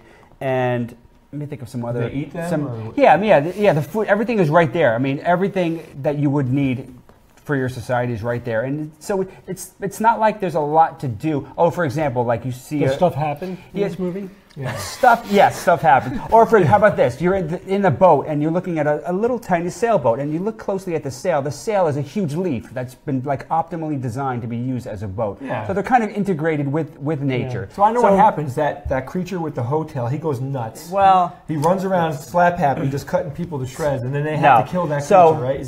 At the outs, not even close, Jay. At the outskirts of society, they have these mirror birds. Here's another bit of biotechnology that was interesting. They have these mirror birds that are basically security cameras. So they have these mirror birds all over, and whatever the mirror birds see, they could see on these kind of organic monitors that they have. But this is clearly technology, these monitors, because they're screens. So they see is people are disappearing, and they see like this laser beam coming to the camera and killing the mirror bird. So they have no idea what it is. Well, it turns out that these are metal men. These are basically these cool-looking robot-like men that shoot a laser beam at their people, and the people turn to stone. And then they take the people and they put them in these eggs. They slide them into these high-tech eggs, and then they're carried into this portal, a light portal. I saw this movie. I probably saw it with you. So they're trying to figure out what happened. So they turn up in their investigation a brain in the ocean. On top of the ocean is this experiment from centuries ago that is this brain. It's essentially a brain. And the voice actor is Christopher Plummer. Hello, Christopher Plummer.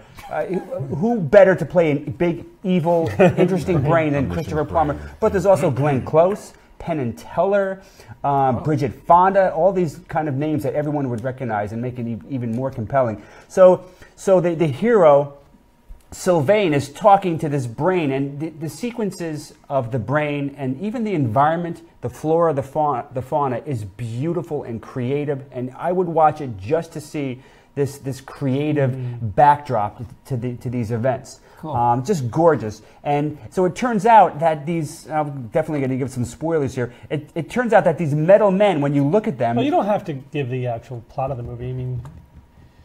Well... Okay, well, you don't have to spoil it. If you look at the metal men, there's nothing in. It's hollow metal. How could this work? But when they reach in the head, they pull out this little glowing kind of like cluster of like neurons almost. Brain tissue. So it turns out that the creator of this metal men is this brain 1,000 years in the future. Oh yeah. So and sending them back in time. And there's one scene in this movie that is horrific and very reminiscent of the Holocaust, because essentially what's happening is this brain from the future is sending his minions into the past to collect people so that he can suck the essence out of them to support his aging brain. Oh, okay. And there's a scene where you see something falling, a couple things falling, and you realize that this is like a desiccated body. So essentially, he's taking thousands of people and creating his own version of some temporal Holocaust where they're falling to the ground, and you can actually see mounds. It's really so. There's like disturbing. an allegory of like machines against nature. Yeah, kind of, or totalitarianism kind of stuff. To me, I just look at pure. North Korea didn't get that part of it. The whole North Korea is funny because of the fashion styles of this civilization. There's a lot of nobody really wears shirts. So there's a lot of breasts around. So don't maybe not have your kids watch this movie, but they're cartoon breasts. They're cartoon, yes. So they actually had to they sent to North Korea French magazines so that they would get the anatomy correct, because as you could imagine in North Korea they don't have access to such magazines and such. Sure. So they wanted to make sure they did it right, because I think otherwise who knows what they would have just for research purposes. Yeah, that's right. So they had those magazines under their beds for years after this movie. Asimov wrote this, or he adapted it. He adapted it for the English dub. Right. Okay. It was in French originally. Yeah. Okay. So now I really there's some edits apparently, so I really want to see the French version now to see what was what the voices that were originally made and some of the edits that were maybe cut out. 1988. So it's in a lot of ways it's a beautiful movie. It's an interesting movie to see this portal separating thousands of years. So it's really interesting from a sci-fi thing, where they created this brain and it was growing geometrically.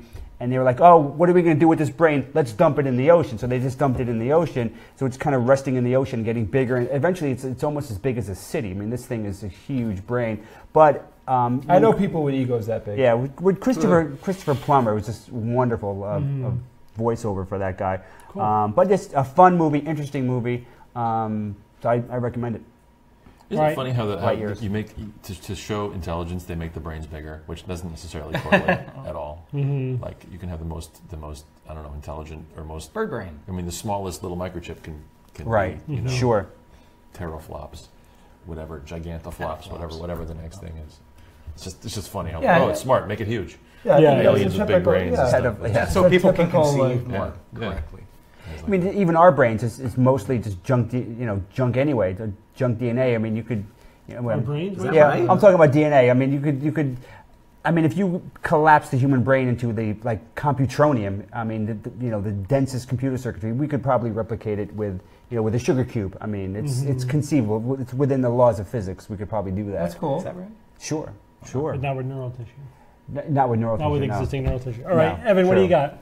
All right, so the movie I chose is called Downfall. It is, for those of you who enjoy World War II movies, this is a German movie, so it is subtitled, obviously. This is about a couple of things. It's about Hitler's final 10 days, last 10 days in the bunker, and how that all unfolded.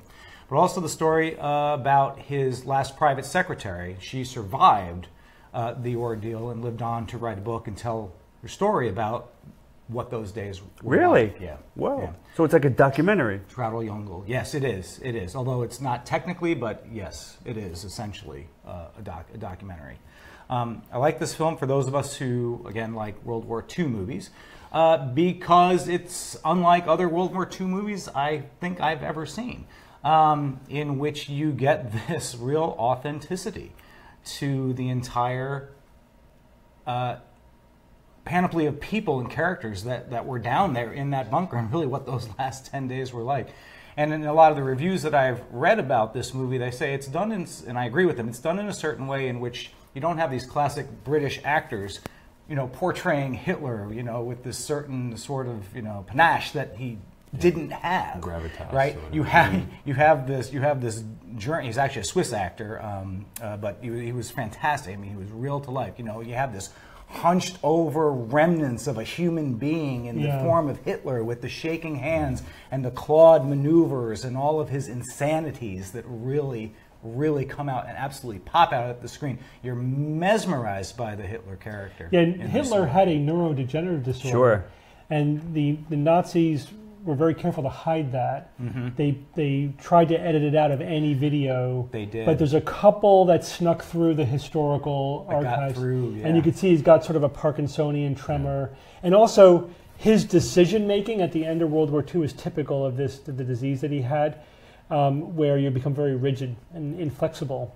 And once you get dedicated to a certain, it's like, nope, we're going to attack Russia, that's it, we're attacking the Soviets, and then he wouldn't listen to his generals. And it's almost like, well, how many lives were saved by his neurological disorder, and how he basically ran Germany to the ground at the end of World War II.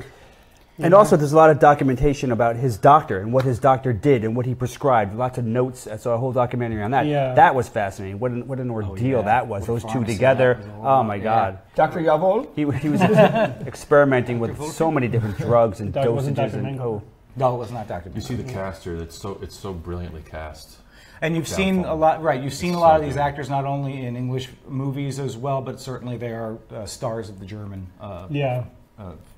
screen. Yeah. When was it made? That's a good one. 2004. The film is probably most famous, the Downfall meme. Maybe you've seen this, because there's a wonderful There's scene. a whole set of Yes. memes. Yeah, so Hitler is basically sort of yelling. He asks certain people to leave the room. That's right. He's left with his and four then he has yells a at generals. general. What people have done is they have redubbed it, or not redubbed, but they've put subtitles in on every topic imaginable, Yes. and it's basically Hitler arguing, you know, J.J. Abrams is a horrible director, Right? Or why is Neil Peart not playing in Russia anymore? Yeah. And it's funny. My favorite one is where it's become Hitler's complaining about all of these Hitler memes.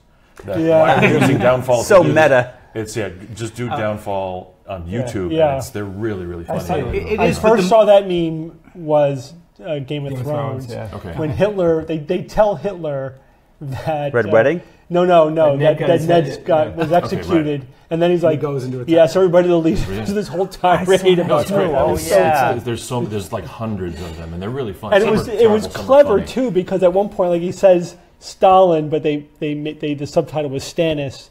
They did a good job of because he's listing cities. Matching the words to what he was one was saying. like, why doesn't Yes tour in Europe? You know, and he's naming the cities and stuff, and just like it's. George, really I'm glad funny. you brought that up, because yes, I know about the memes, and it's one of the more famous ones that they pulled from this movie. But the thing is, people have not watched the movie. Yeah, totally. Yeah. You really do have to watch it, especially if you love World War II movies. I think the movie is very important. Also, it's controversial at the time, because what some critics were saying at the time is that it portrays a sympathetic version of Hitler. You can't help but feel some sort of sadness or sorrow for this character. And there were other critics who were saying, no, absolutely not. You know, there was actually none of that. And it's good to strip away everything else that was about the Third Reich and Hitler and everything, and see them for the base human, core that really these people are, and that they absolutely know better than anybody else in that sense, and they should be torn down to their studs like this. But there's also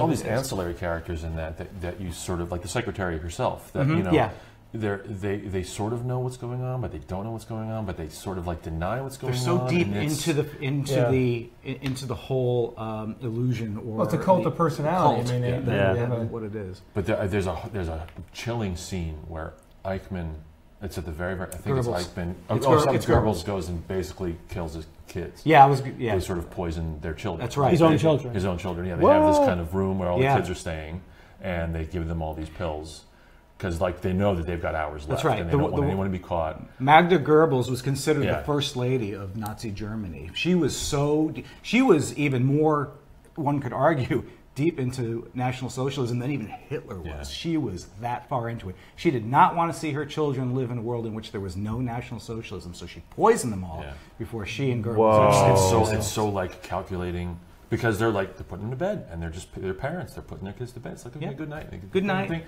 And then they give them these Drink pills, this. and your heart just like sinks, and you realize, this is the sociopathy of these people. This is how deep and dark it got. But that's how real and awful, and it's that really happened. That really happened. Yeah. And it's all in German too, so you really feel like there's a video camera hidden in the bunker, and you're just watching this because it's cast. Like I said, they look like who they look like. They're acting the way you would assume they would act, and it's all based on her historical accuracy. I couldn't imagine like a belief. Driving, giving me the ability to kill my kids. You know, I mean, like that would be the last gate that I could possibly go through. You know, I mean, maybe there might be some circumstance to keep them like from torture, like dying some horrific death, and even then, I don't think I could do it. Yeah, right. It's definitely the hardest part of the movie to watch. Yeah, without a doubt. Because it's so calculated. Without a doubt. It's so like, we have to do this now. Okay. But I find it really provocative, Evan, to think about Hitler as a human being and not as this icon that right. You know, mega monster. The all-time epitome of evil. That is evil. It's such a, I mean, like they say, you know, every person is potentially this saint and an absolute devil. Yeah. And it's, you know, that's all inside. There's nothing special about these, you know, serial killers or whatever. I mean, it's, and the thing about the Unabomber now, Mom and Dad just watched the National Geographic has like a show about the Unabomber. Paul Bettany's playing the Unabomber. And my mom's reaction was like, I felt bad for this guy. Yeah. You know, because it doesn't excuse what is done, but you understand that there is this history, and it's like these are actions of desperation, pathos and desperation and sadness, and it's just like, but it humanizes them in a way that doesn't forgive them, but at least makes you realize, like, okay, we're all in the same boat on some level. Yeah, yeah, it's you know, utterly unforgivable, of course, but like when you look at Hitler as someone that a series of events led him to get there, it's humbling in a sense too, because you know, it's almost like, hey, first off, you have to work at being a good person, and you have to try. You have to make hard decisions to make right decisions. You know, like there's a lot of things that are so you can get so easily. You know, it's like the base idea that we're all familiar with is internet balls.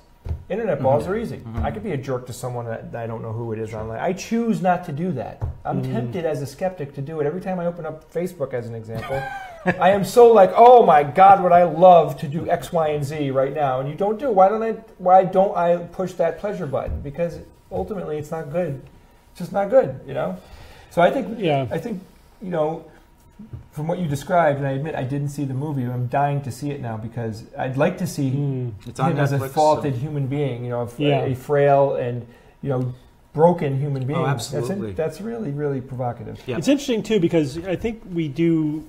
I don't know if it's programming or whatever, but we can root for anti-heroes, right? Sure. Like we could root for the bad guy if the story's told from their point of view. That's all it really takes. Yeah. You guys all watch The Sopranos, for example. Yeah, sure.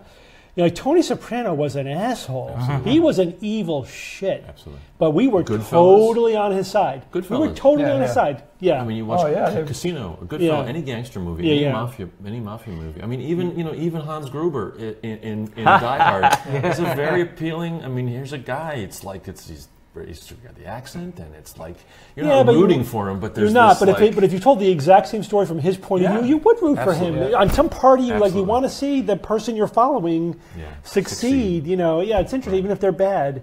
Or even sometimes you have to remind yourself, wait a minute, he's the bad guy. I really actually wanted to lose. But I think we've said this before, right? But that's what makes good story writing and good characters is that your bad guys can't just be evil mustache twisters. You're like, I'm doing it because I like evil. It's like, no, that's a person that grew up that had something, you know, a series of events. Right. You know, without using like that they were just born with some type of neurological problems.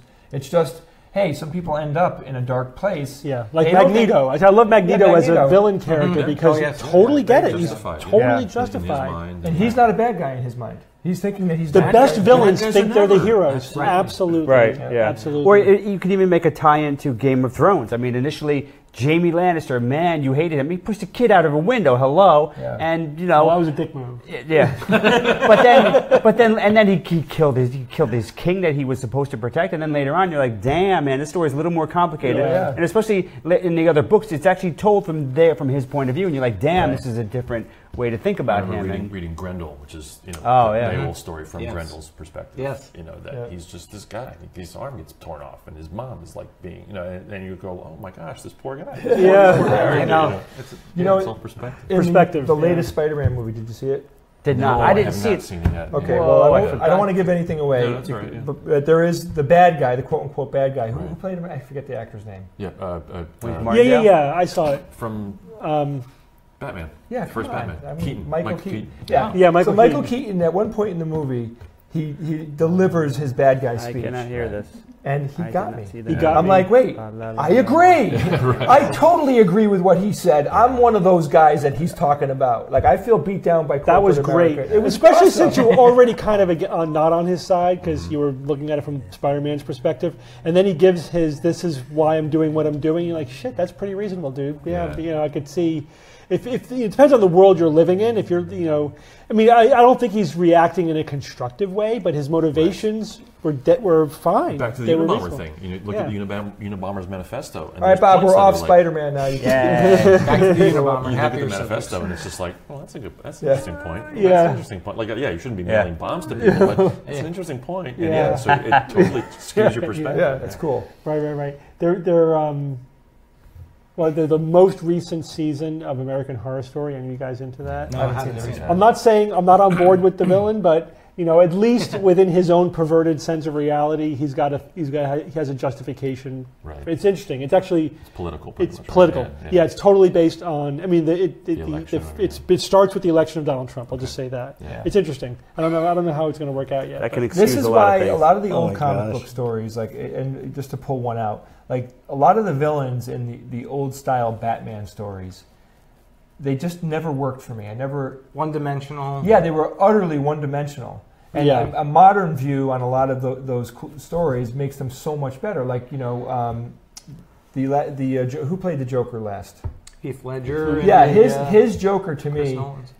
I was able to understand the character better, and it made him even more horrifying in a weird way. So I think even when you humanize a character and give motivations, and you have a little bit of understanding of where they're coming from. Yeah, there's a lot of examples of that, and it just takes good writing. And Babylon 5 did that with the Shadows, if you remember. Like, they were demons. They were literal demons until you had their spokesman explain what they were doing. It's like, oh yeah, I can see that. It's not a evil thing to do. I disagree with what they're doing, but. Right. It was at least they have a reason for it. At least there's a way that they're making sense of it in their own mind. All right. Let's move on to the third segment in which we fix the world. All right, and go. So we can just keep this just open and people can throw things out. So the idea here is we all know we're starting with the premise that yes, we want to make the world more critical thinking, more reasonable, more rational, more skeptical. And obviously we need to teach people critical thinking, we need to teach people skepticism. But how do we do that? But let's try to go beyond the obvious and try to talk about, do you guys have any ideas about, is there anything we're not doing that we need to be doing? Are there any obstacles? Or is there anything, if you could change, what would you change to really change the calculus, to make the whole thing better, to more progressive? What do you think? Anybody have any ideas? I could start with mine if you want an example. Yeah, just rolling, Steve. Well, no, I'll start. I'll start. For me, a lot of this nonsense would go away if people just understood how bad we are at assessing reality, how fallible we are from our memory to our vision. All of our senses are just so fallible that if we realize that, not only would we realize where we could fail, which is hard for a lot of people to do, to know that, hey, I could be totally off here, but where everybody else fails as well. And neuropsychological humility. Exactly. That's what it all boils down. And I think if we had that, if we taught it, if we were just a little bit more adept, if it wasn't so baked in to not know this stuff, that I think a lot of this would go away. I agree. I think that humility is one of the things that we're always trying to project, to give examples of and to teach. And I think a lot of along with that is moderation, because I think those two things are connected. I think taking a moderate view, not so, and a lot of people criticize moderates because they don't understand what it is that makes me, for example, think that's a good starting point, right? Moderation, like the sort of in the middle position, is a good place to start, at the very least. But they think that it's like, are you being mealy-mouthed? You're being, you're trying to balance two things that you're wishy-washy, and then they give examples of situations where there is no moderate mean in between. Like from a scientific point of view, you say, well, you have evolution and creationism. The reality isn't in the middle. Evolutionists are pretty much 100% right, and the creationists are pretty much 100% wrong. It's like, yeah, you're correct. That in that situation, that is the calculus. It's binary, yeah. It's pretty. The creationists they're starting with a false premise, and everything that flows from that is flawed, and so they really don't have anything interesting to say, in my opinion. The only useful purpose I think they serve is to, if you force anyone to defend their position, even if it's the correct position, it's a useful exercise. So I think, it's a textbook example. It's a useful exercise to deal with creation, but their position has no intellectual value. Right, it shows you what motivated reasoning can accomplish. Yeah, and it's helpful in that. Or from a political point of view, a lot of people say, well, yeah, but there was no middle position between the slavers and the abolitionists. And you're right, there was no moral middle ground there. The abolitionists were correct. The people who were pro-slavery were wrong. But you're picking these extreme examples, and then you're saying that everything follows those examples. But that's the problem, in my opinion, is when people approach every political question as if it's slavery, right? Or every intellectual question as if it's evolution versus creationism. It's like, they're not all that way. That's the end of the spectrum. A lot of things are, well, there's different points of view, and there's different values, and there are reasonable points on both sides. Like situational. There's situational, and you have to actually actively decide where you are on that spectrum before you then approach it. Don't just assume everything's like slavery or creationism. You know what I mean? And that partly comes from humility too, because I think part of it is that people go, well, this is what I think, therefore it's completely right. There's no middle ground. I don't have to accommodate any other perspectives or point of view. I'm going to treat it as if I'm defending the abolitionist, the anti-slavery point of view, and because it's just simpler and clarifying. So that sort of moral clarity can be a good thing, right? But it could also be a very counterproductive thing if it's a false clarity. If you're favoring clarity over nuance and complexity. Some situations are just freaking complicated. You know what I mean? But that's a lot of mental work you got to do. My skepticism has influenced the surprising thing that's influenced for me over the last 20 years, whatever it's been, is this understanding of what's appealing to certain people. I used to be a real snob about types of music.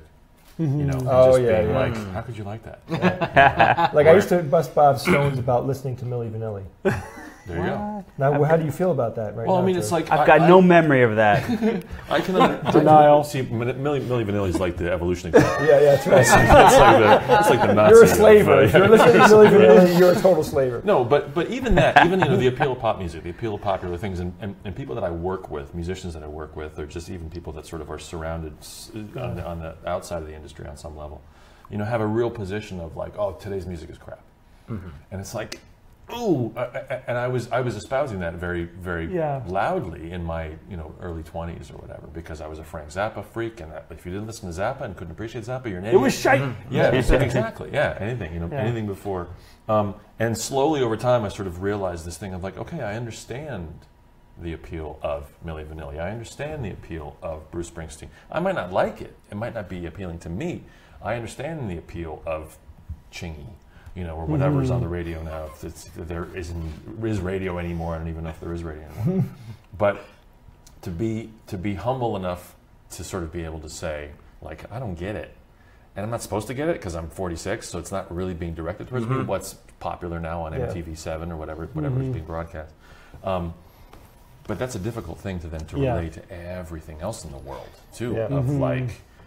okay, you don't understand how this thing works. You got to be humble enough to be able to say, I don't understand, and let me not impose my own sort of view on it or whatever. I totally agree with you. To Bob's thing, there was one thing that I had thought about was how much emphasis is put on eyewitness testimony. You know, Right. eyewitness testimony is the most valuable in any kind of trial situation. Because we like listening to people. It's Yeah, compelling to and us. it's the least accurate. It's the least accurate. It's a story. Like if I had a magic wand to change something within the judicial sort of process to be able to remove the influence of eyewitness testimony, because then that validates it too when the individual is saying, well, I saw it.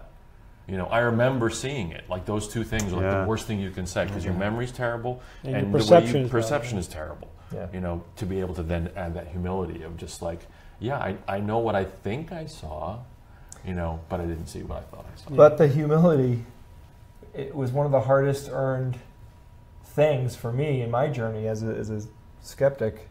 It was a very difficult thing to teach myself. Sure.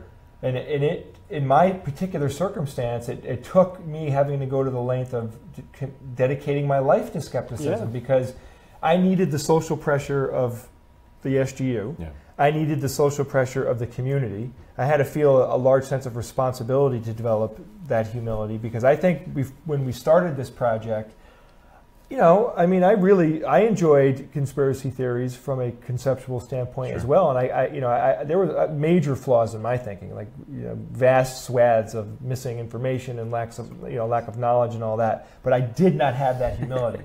I mean, I've said things to people that hurt them horribly, thinking that I'm doing the right thing because I'm saying what the science is and all that. So that humility, it takes a long time, and this is, and I want to circle this into my point. My point, and my stance here is practically, how do we get this information into people's heads? And there's only one way to do it because, you know, podcasting and writing books doesn't reach everyone, and it doesn't have, it doesn't have the horizontal or the vertical. It reaches people that already show somewhat of an interest or the curiosity, but it doesn't reach the average person. Right. So it's germline, engineering, right? Germline genetic engineering. That's how we're going to do it. Well, that will come when CRISPR finally gets to where we know it's going to go. No, but what? We have an education system in this country. That'll work too. That'll work too. In most countries, we have an education system where we are, every town, every state, and on a federal level, money is being spent to teach our kids. We need to teach kids science and critical thinking. It has to become Common Core. Now, science is Common Core. Critical thinking is not Common Core. And I want to see it, where every year there's some representation of the next step in critical thinking. So, of course, with young kids, maybe you just get them interested in science and in magic and in puzzles, and you foster that thing that they already have. And that, I don't know, I don't even have the skill set to start saying when kids should be learning what. I know people that do. And I bet you that if the skeptical community and science community was asked to produce a curriculum, that in 3 to 6 months we can come up with something that could last generations. Like, this is what people need to learn. Here's the right ages to teach this to them. And by the time they get into university level, they're all going to have this baseline understanding of how to use your brain, how to think critically. But what's the incentive? What's the thing that drives the curriculum to change? Because we, like you say, we could make a curriculum. We could probably do it right now. Yeah. But there's got to be a driving thing where that goes, we have to do this. Is it some horrible thing that eventually, a lot of the educational system now is developing consumers. Yeah. And that's what drives it. They're developing consumers that are going to buy stuff. Like, what's the thing that we're selling? Yep.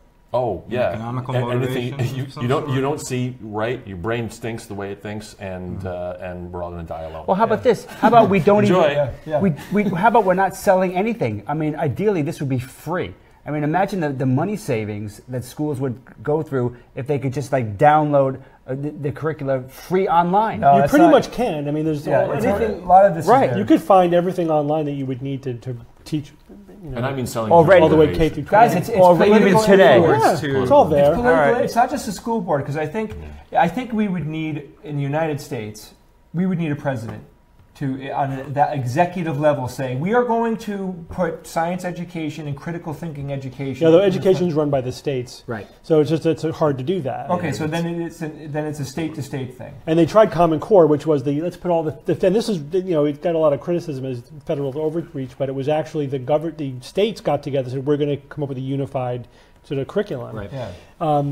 so you would need to influence that process. But of course, everyone wants to influence that process, right? Because everyone wants to social engineer the society to look like they want it to look by influencing education, right? Of course, but we haven't. But the science community has not done that yet, in my opinion. Yeah, I think there's a disconnect between the education culture and then the science community that is unfortunate. I do think that there's a lot of lip service paid to teaching critical thinking, but it hasn't gotten to the level where it's actually functional yet, at a level where it needs to be. And I think they're teaching sort of superficial critical thinking, and they're not really. And I think the other thing is, we know what to do. That people have shown, like there have been studies showing that, if you do it this way, kids learn more, they get smarter. This works. It's just is not making its way, through the education system. Getting worse. Okay. Yeah. 30 years ago, 20 years ago, you could smoke on airplanes. Mm-hmm. I never thought playing, again, I'm always relating it to music because that's what I know. I never thought I'd be in a bar playing a gig where you weren't allowed to smoke. Yeah. That was beyond my dad, who was in a band since 1955. Yeah. The garage smelled like smoke. I mean, my dad never smoked. The garage smelled like smoke because all the gear was in. That's what playing music was to me. Was your clothes and your equipment smells like smoke. Yeah. How did we get from that to where we are today? And can we utilize that same process? Seatbelts. Nobody wore seatbelts in the 60s and 70s. People drove drunk. Yeah. What is that thing in between? Because it's not school necessarily that's saying don't smoke. You really, and I think this is one piece to the puzzle of changing the world that the skeptical movement doesn't really have, for whatever reason. And honestly, it's just lobbying. Seriously, it's like you're a dedicated group of people whose job is to continually, ceaselessly lobby the government until the laws that they want are passed. Whether they're seatbelt laws or no smoking laws or whatever. And is that what it was? But even the public perception of it? But then it was fed by, like with smoking, it was when the studies first came out that said secondhand smoke kills, then it was like, oh, you're not just killing yourself anymore, you're killing me, that's it. That was the turning point. Okay. Yeah. Right on me. Big turning point. Drunk driver was mad. It was Mothers Against Drug Driving. Right. It was just a public education lobbying effort. Secondhand credulity. Like, what is our... Yeah. And then for science, it was Sputnik, right? With Sputnik spawned, we're going to pour money into science education. So what's the skeptical there are Sputnik? Threats here, existential threats that need to be dealt with. We do have something... What will galvanize the political will? Our threats are too amorphous. Diffuse. They're too diffuse. They're too, not downstream. George, think about like when kids don't get vaccinated and herd immunity goes down and we see spikes in diseases. I mean, not that I want this to happen. It was Walt Disneyland, outbreak led to the California SB 277. Imagine if there was a massive reoccurrence of the measles that killed people, and people saw what happens to people when they get one of these, diseases that we thought we got rid of, the old world diseases. That is happening, unfortunately, and that will, I think, help the efforts to vaccinate. But I don't think it's going to. How do we generalize that to critical thinking? Yeah. We have to make that connection. What's the threat? Do we need to see the threat? Yeah. What is the threat? And then we have to. The problem is, here's part of the problem. So, like with secondhand smoke, that was a bipartisan issue, right? That was a health issue, or drunk driving. These are all non-political bipartisan issues. Problem is, a lot of the issues that are really important for critical thinking, we're going to piss off one side or the other, right? We're going to be like, global warming's happening. Half the country's not going to like to hear that. Or we're going to say, genetically modified organisms are perfectly safe. This is what the science says. The other half is not going to like that. Tobacco lobby was pretty strong, though. And if you look at the 60s and 70s in terms of... They delayed this for 30, 40 years until these studies came out. Again, it was you're not only hurting yourself, you're hurting other people. That was the turning point. And then here's the other turning point. When states realized they could save money by banning smoking because it reduced heart attacks and the health care costs for them. Right. So then it was then you go to the states and say, I could save you $100 million, over the next 5 years by just passing this one law. That gets their attention. Yeah. Well, Neil deGrasse Tyson at a TAM talk, going back 6-7 years now, I saw Neil give a talk about the shrinking. It was very cool the way he displayed it in his presentation. He showed, basically United States, Europe, and Australia, I think it was, or Asia, Australia. And he said the amount of money that's being spent by these areas or these continents or whatever in the world, and depending on the relative size of like the United States, as an example, was much smaller than the other continents because we're spending less money. And he was on what? On education and on science education and on having people be in the latest technologies and all that stuff, right? But the thing that impressed me so much was he was saying, we can clearly see that the money isn't being spent. We can clearly see scientifically that people aren't graduating with those degrees anymore. Yeah. And it's slowly going away. And then, that is directly connected to the economic well-being of the country, right? And even with that type of information out there being delivered by, Neil deGrasse Tyson, love or hate the guy, I think he's awesome. But he has massive personality and influence, charisma, and even it being delivered by him, like he blew me away. But how could he not have blown away other people? Like, I know that he's been trying, he is trying to push that message. Bill Nye's trying to push that message. These are two excellent science communicators that aren't getting the communication job done. Why? Because they're not lobbying. It's not their fault. It's not their lack of ability. It's that, I guess it really does come down to money. I mean, we need $1 billion to spend on lobbying for 10 years. Yeah, or we just need to do what we're doing smarter and to. Is the climate change, is that this idea of denying sort of the science behind climate, and now we have Harvey, we have Irma, we have whatever it's going to be $500 billion or whatever, I don't know what the numbers are in terms of Florida, the damage in Florida, the damage in Texas. Yeah. Is that something where you can say, okay, this is reflective of not trusting science on some level, or is that too far downstream? Forgive the pun. Well, we do that, but it is downstream. You're right, and again, it is. But do more politically polarizing.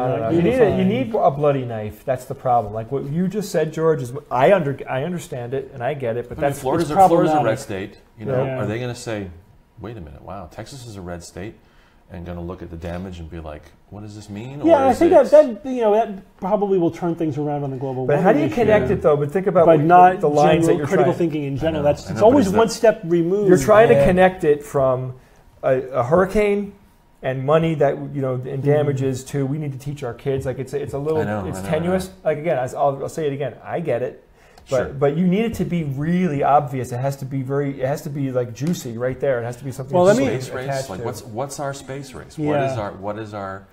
There's no enemy though that is. Well, let me give you my answer, which I think may tie into this. So again, trying to find something that we haven't talked about or that's not like the obvious answer. I think that academia is failing the world right now, in my opinion. I think that they're not engaging enough with the rest of society. It's literally they are in their ivory towers. I hate to say that. So be more specific. When you say academia, who are you specifically talking about? Basically professors. People who have degrees, who are teaching, who are experts. Yeah. I think that there is not enough attention given to communicating what their knowledge to the society in general, to confronting anti-intellectualism, pseudoscience in society. I think most of them are what we call shruggies that are just dismissive of it. They think, oh, it's not a problem, or that's just whatever. It's just the average all person. That homeopathy, it's just ridiculous. But it's killing millions No one really believes that, or you're wrong. People actually do believe that. So they're disconnected, and Carl Sagan actually warned about this in Cosmos with the fall of the Library of Alexandria. He said, this is what happens when the elites are in their ivory tower and they're not communicating with the people on the street. Eventually the people on the street come for them with torches. And I think we're at that point. I hate when that happens. We are, in the modern version of that. I mean, not for nothing, the election of Donald Trump in many ways was a very anti-intellectual, anti-elitist, populist move.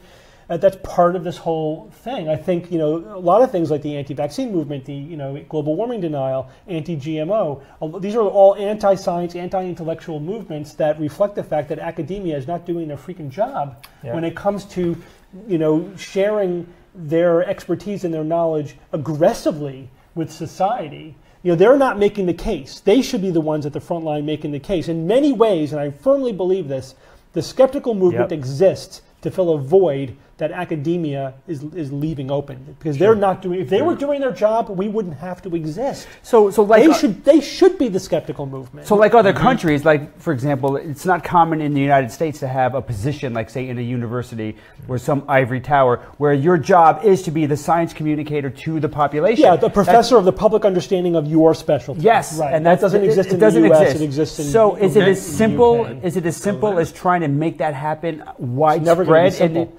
No, it's no, but not to do, but things, the solution, one of the big solutions would be to do that. Well, that will help, but I think we need a culture change within academia. Yeah. It's not just one thing, that's a representation of that. And now they are paying more lip service to it, but still it's not really valued. It's not prioritized, it's not promoted. Yeah. It's I've heard many dismissive things about it over my career, and it's not horrible in that you can sort of they'll grudgingly say, yeah, that's a good thing that you're doing. That doesn't count for anything academically, but sure, that's fine. Right. But it's just not prioritized. You know what I mean? And in academia, like in so many things, the answer to is what's your priority. It's like, don't tell me what your priority is, just show me your budget, and then I'll know what your priority is.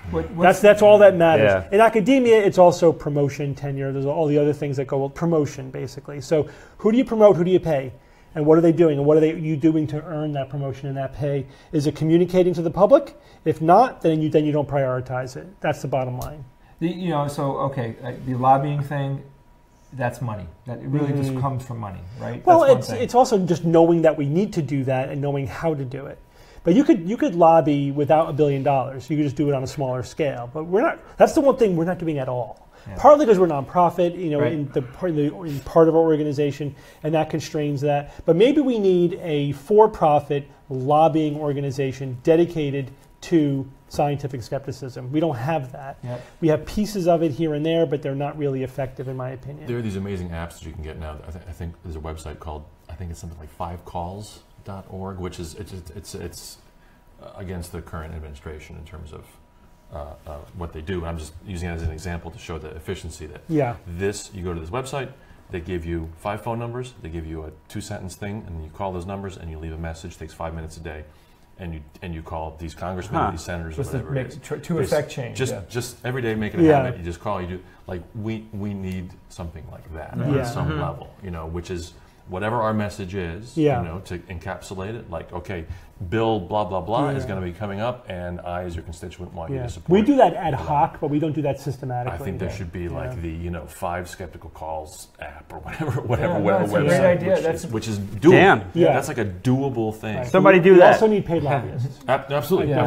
What was that? We need paid lobbyists. Yeah, that's part of it. In relation to your academia thing, too, the other thing I was thinking about was the idea of how news organizations are now set up to be profitable. Yeah. Which wasn't true in the 70s and 80s. And it completely changes what you're reporting on. It sure does. When you have to make a profit and you're expected to top your profit year after year, of course you're going to do stories about what 6 things in your kitchen may kill you. Yeah. Of course you're going to do stories about outrageous, water skiing squirrels or whatever it's going to be. There are water skiing squirrels? Oh, dude, it's amazing. I want to see that. Pull it up. No, but George, if we accept that clickbait is kind of part of the architecture now, whatever, it doesn't mean that all the other stuff has to be garbage too. Right? Like sure. I'm talking about the big news organizations. Like if it could it's all clickbait now. Back. It's all clickbait. Yeah. That's the problem. Is that even the major news organizations. So what's the solution to the clickbait problem? Yeah, do you go back to that idea of you have access? This is what it was like when TV first started. Was the idea that we're going to have these networks. We're going to let these networks exist and use the public airwaves, which nobody owns the airwaves. We're going to let them use these airwaves for their programming if they provide a certain amount of news every day, hours of news, which is informational. Public service. As part of the public service. And not that you can then, that those need, and those can exist in and of themselves, and we'll even fund that. Yeah. Not that those news organizations need to make money for those companies, for ABC, for NBC. That's and that happened in the 80s where they deregulated that stuff and they said, hey, you can make profits off that stuff, fine. And they started, and that's when it started to be Shit. Also, cable TV came in and exploded at that time.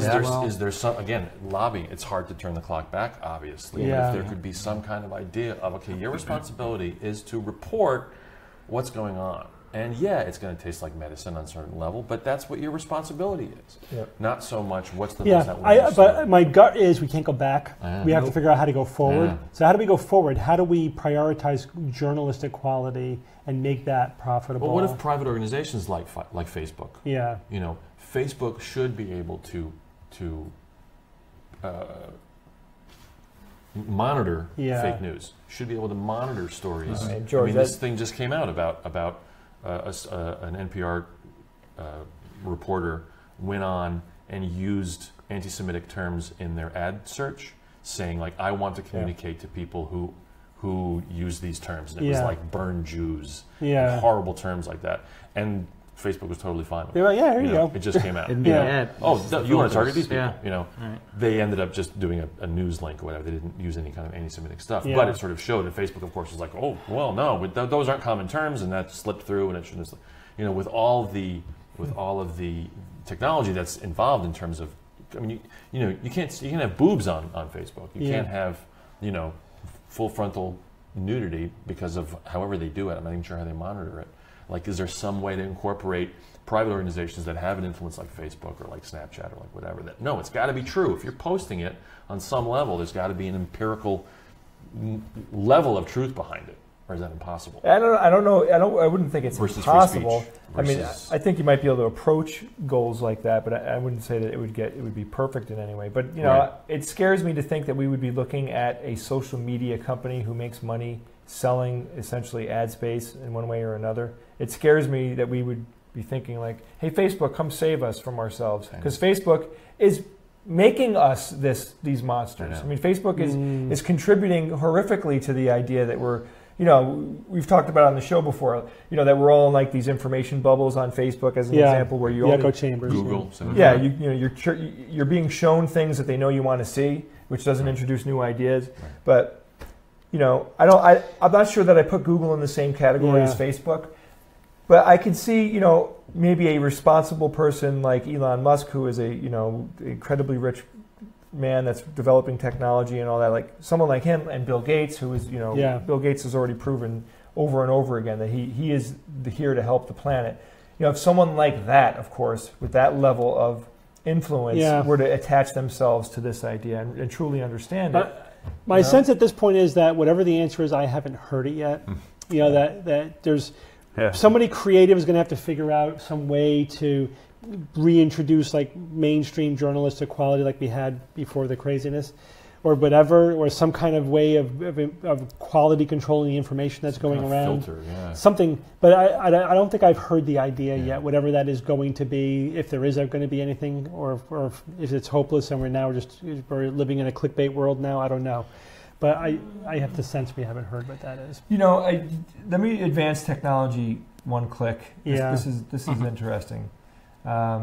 We have the idea of the assistant, right? You have a digital assistant that you can ask, like, Siri. And like Clippy? Yeah, like Clippy. So you have a digital assistant. I see you're making a ransom note. Not too far down the road, imagine if you take a database like Snopes and attach it to your assistant, and you tell your assistant to always be listening. Always be listening. When I'm reading something, be my skeptic for me. Tell me when things are bullshit. Yes. When I'm reading an app, that's interesting. When I'm reading a news item, or when I'm watching TV and my phone is there, just listen and but monitor will people everything do that? I do. Is there going to be a setting? Set it your assistant to skeptical setting, or set it to just tell me what I want to hear. Just tell it to reinforce all my biases. I know as a skeptic, it's like it is like you have to pick. It's a pretty magnificent idea. It's a pretty cool idea. Your phone can like just make a noise when something that is factually wrong is said. And you're like, oh, cool. Okay, what was that? Yeah, fact check. My dad is a teacher, and he's been teaching for this is his 50th year now, which is crazy. Wow. But students, you don't hand in papers anymore. You email your paper. And then they put it through this filter that they subscribe to this service. Plagiarism. And he showed me this whole process. It was amazing. He's like, see if this comes up, and it highlights text that has been found somewhere on the web that the student took and cut and pasted, or even if it's similar, it'll do the same thing. Okay. We need that, Yeah. but in terms of Snopes or in terms of skepticism or in terms of whatever, Yeah, so but that you then get a news item, they'll but attack do you it. use it? And then Or people they'll attack don't attack. They've already attacked Snopes, you Sure. know, directly because they are denying their reality. Right, right. I don't know that there's a solution. We're not attacking Snopes. We're releasing information. People can easily create their alternative reality now. I don't know if that's ever going to change. All right, let's transition to our fourth segment. Solved. Oh, There it is. Yep, any Dana. So before we'll take some questions at the end. We're carefully curating them now. But before that, we're going to do a fun segment where we're going to show you pictures and challenge you. More fun. More fun. Funnier. Funner. Funner. So I'll go first because I know where they are. Here we go. All right, hurry up. Come on. All right. Sand dunes next. No way. Saturn. Those are rings of some planet. It's level or blinds. It does look No, cosmic. gravitational waves. Rings. My eyelids. Those are the rings of Saturn. Thank you. Yes. Very close. Hey. One of Cassini's perhaps last Yes. photographs? One of Cassini's best photographs. Damn. Isn't that I missed amazing? The Cassini structure. already. Now, here's the interesting thing. Wow. Those are literally spirals going all the way around Saturn and looping Saturn 2 or 3 times. Those are literal grooves the going same around. Yes. Cloud Structure or going sort of- all the it's way like a around. record. So Like a we record can player. play it, see what it says. Yeah. Oh my God, Need Bob. for that. You need That's a giant really space cool station. idea. Yeah, there's Imagine, a- wait. Star I Trek just came up story. with a cool idea. take a picture of That it. is the way that a future or Oh, an alien yeah. species has encoded their information in the rings around their planet.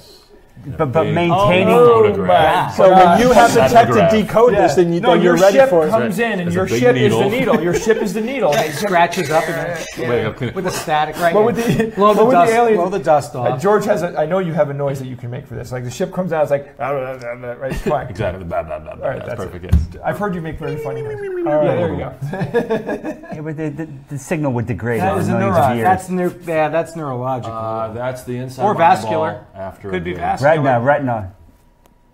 That's my bladder. That's full the- right now. yeah. Red blood vessels, neuron. Rivers that of the phobia? George, you have a guess? Yeah, it's an eyeball, inside of an eyeball. Phobia? Somehow. Yeah, so it's got that generic kind of there's things snaking around kind of structure this to is like it. looking in the security camera to make Yeah. the bank vault open. That's a neuron. Okay. That is a neuron. Neuron. Yeah, the cell body's in the middle, and Look then how those big it are is. axons and dendrites coming out from it. It's from that huge brain All right. in Bob's movie. Don't click off it yet, Steve. Yeah. So would anything inspire the arms that come off it are called what? Axons and dendrites. All right, so those arms there that more come of off that? it, would a new thought inspire another connection to be made? Well, what it does is it just Reinforce. reinforces the connections that are already there, so they get closer together. So they get physically closer together, and they have more Physically closer together. Yeah, Oh. more receptors. A stronger connection. But yeah, you also will grow more little more on the dendrites. You will grow them And that's to reinforce and the that's connection. what? That's practicing Learning. something, That's how the learning. brain works. Yeah. Okay. Wow. And there's other ways as well. That's just sort of the most. So every superficial thought way. that I have, there is a collection of brain cells that Pattern of is connections. essentially that yeah, thought. Yeah. So there's a George Hrab Wow. Network. homunculus of brain Network. cells in my brain. I love it. That are my understanding of George. Oh my gosh. You're Okay. inside me. Well, this Finally. looks like hardened lava. Yeah. Yeah. No, those are elephant tusks. But they there's a found. symmetry there that's weird. There is a symmetry. There's the a hell is with symmetry. that Oh, I symmetry? see. It's a Bones lava or flow that went up something. against a giant mirror. Bones. Are And those they like took bones? the picture at the perfect angle. The Brea tar I pit? gave you just enough to kind of see the symmetry and what it might be. Yeah, it looks Tusks? Yeah, I see Yeah, it's some tusks. kind of, Brea some kind of tar fossil pit? inside. All right, what are these things to the outside? The yellow little things. Those here? are eye Who sockets. the hell Yes. Thank you. Oh, That is the the face of a bee or dragon? some kind of a insect face. Oh, that's the bridge of a nose From Game of Thrones. between the Some eyes. kind of like Alligator, crocodile. Alligator. Yeah, very good. baby. That's the top of an alligator. Yep. Bob, good job, man. So you're looking down at the head of an alligator. Those are the eyes to either side. So like this Nice. is this is literally one eye. Here. Wait, is it a skull or is it alive? No, it's alive. Okay. It's alive. It does look It was at skull-like. the time of this Wow. Moist. Okay, picture. Now it's a set Cool, of huh? shoes. very cool. All right. I think we're on to Evans Yeah, now. I did more mundane. I know what that is. That's the Monopoly hat. Very good, Jay. Oh, That is- nice. Wow. Yep, I love that game. Bam. What are those beads? Are they welds? Evan has a lot They are of the- quick hits here. What do you got there? Why is this hair? and a hat, and is that the Statue of Liberty? Yes. No. You got 2 yeses and 1 no. That's That's hair and a hat, and that's something behind it. Oh, wait. Oh, okay. You're on it, George. Come on, George. That's Come on, Jackie Internet. O's hat. Yes, it is. That is exactly. It's Jackie O's pill box. And what? Oh, okay. And that's the tail of the plane from that particular. The tail of the plane. that- So as you they have the disembark.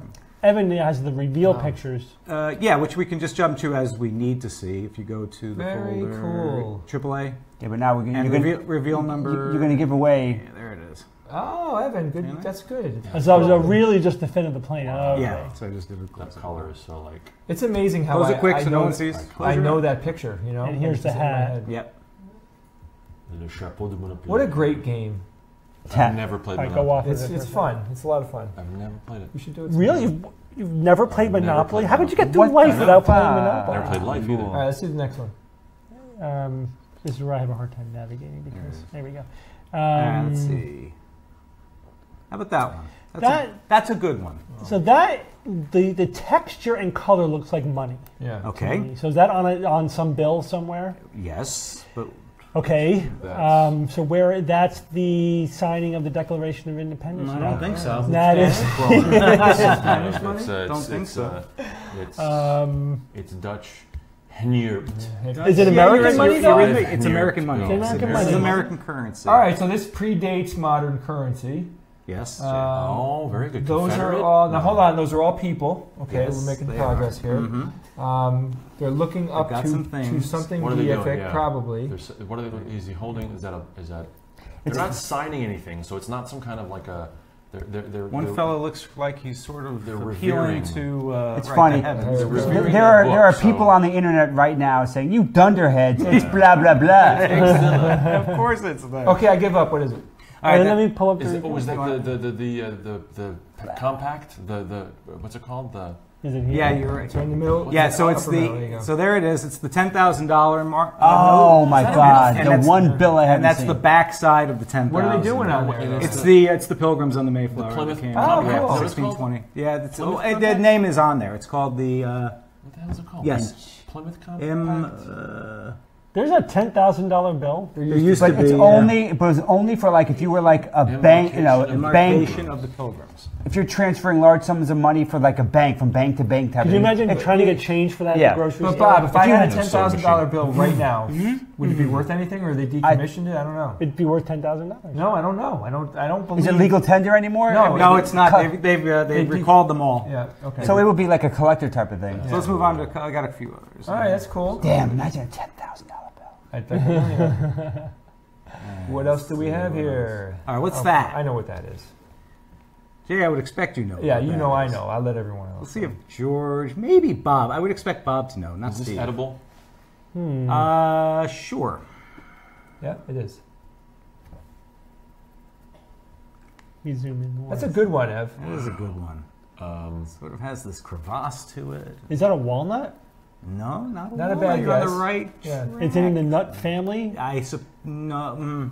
A culinary nut? Well, kind of. Yeah. Seed? Is it a? Is it Yes. Right. Yes. Yeah. Oh, a coffee Something- coffee bean. Coffee Yes, bean. very Yeah. good. Oh, the Yay. ridge, nice. We don't need to see the reveal Yeah, we on know what that. that Yeah, is. that's the Yeah. middle ridge of the. Well, to be more accurate, that's a roasted coffee bean. Oh, very good. Yeah.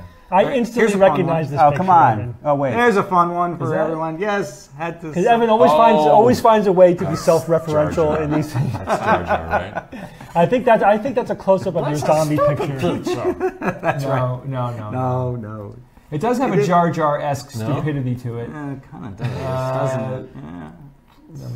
My first thought was Shrek, but Simpsons. that's not quite right. It's disturbing, I think, in any. Photo. On Is any. it, Evan, is it your zombie picture? No, it's not my No. zombie Oh. picture. No. Want to go to the reveal? Sure. We'll give you the reveal in just a second.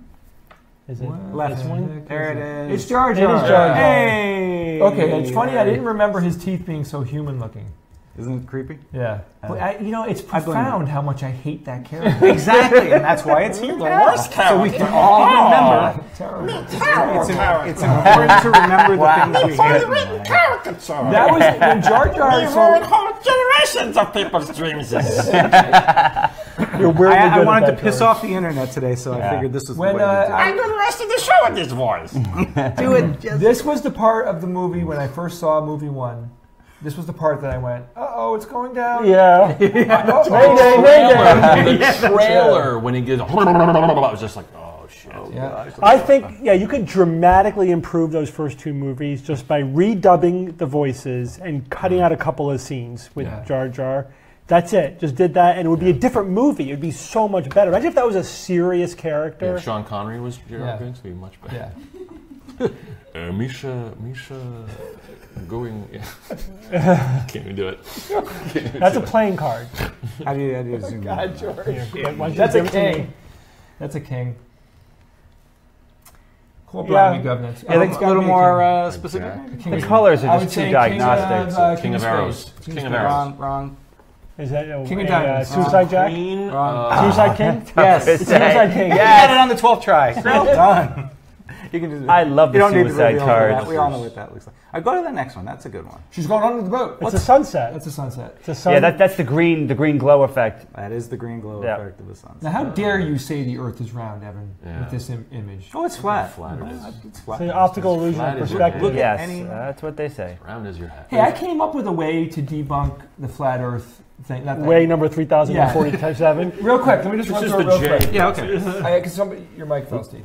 Somebody sent an email, like linking to like this ridiculous thing. So anyway, I wrote back saying, "Oh no, it was like a fundraiser, right, to prove the flat Earth theory, and they were going to have some special plane and take readings and all this stuff." So I'm like, why don't they just fly to the edge? Yeah, that would do it. I know exactly. But if you took 3 weather balloons and launched them from 3 different continents at the same time, this is all flat Earth people doing it. Just launch 3 weather balloons on what we would call 3 different continents, right? If the balloons went up, 5 miles, whatever disk that those balloons see, right? Because if you see a sphere from any distance away from a sphere, you're always going to see a disk. Doesn't matter how far away you go or close, you're always going to see a disk when you're looking at a sphere from not inside the sphere. Those 3 weather balloons would see 3 completely different disks, right? Right. It wouldn't be that expensive to just do that test and be like, okay, well, if they see 3 completely different land masses and 3 completely different things. All you have to do is put a camera on a balloon and send it up there. Yeah, that's all. They can do it. I mean, because it has been done. They just go, that's fake. Well, do it your freaking self. Let's talk about it. You could do that now. You could do it now. It is. George, look at me right now. Do it yourself. We are related to people that believe in this, okay? It's real, man. They believe it.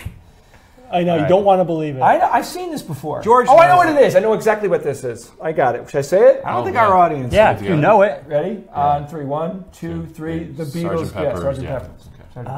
Tape by numbers. Sergeant Pepper. As a matter of fact, I can name.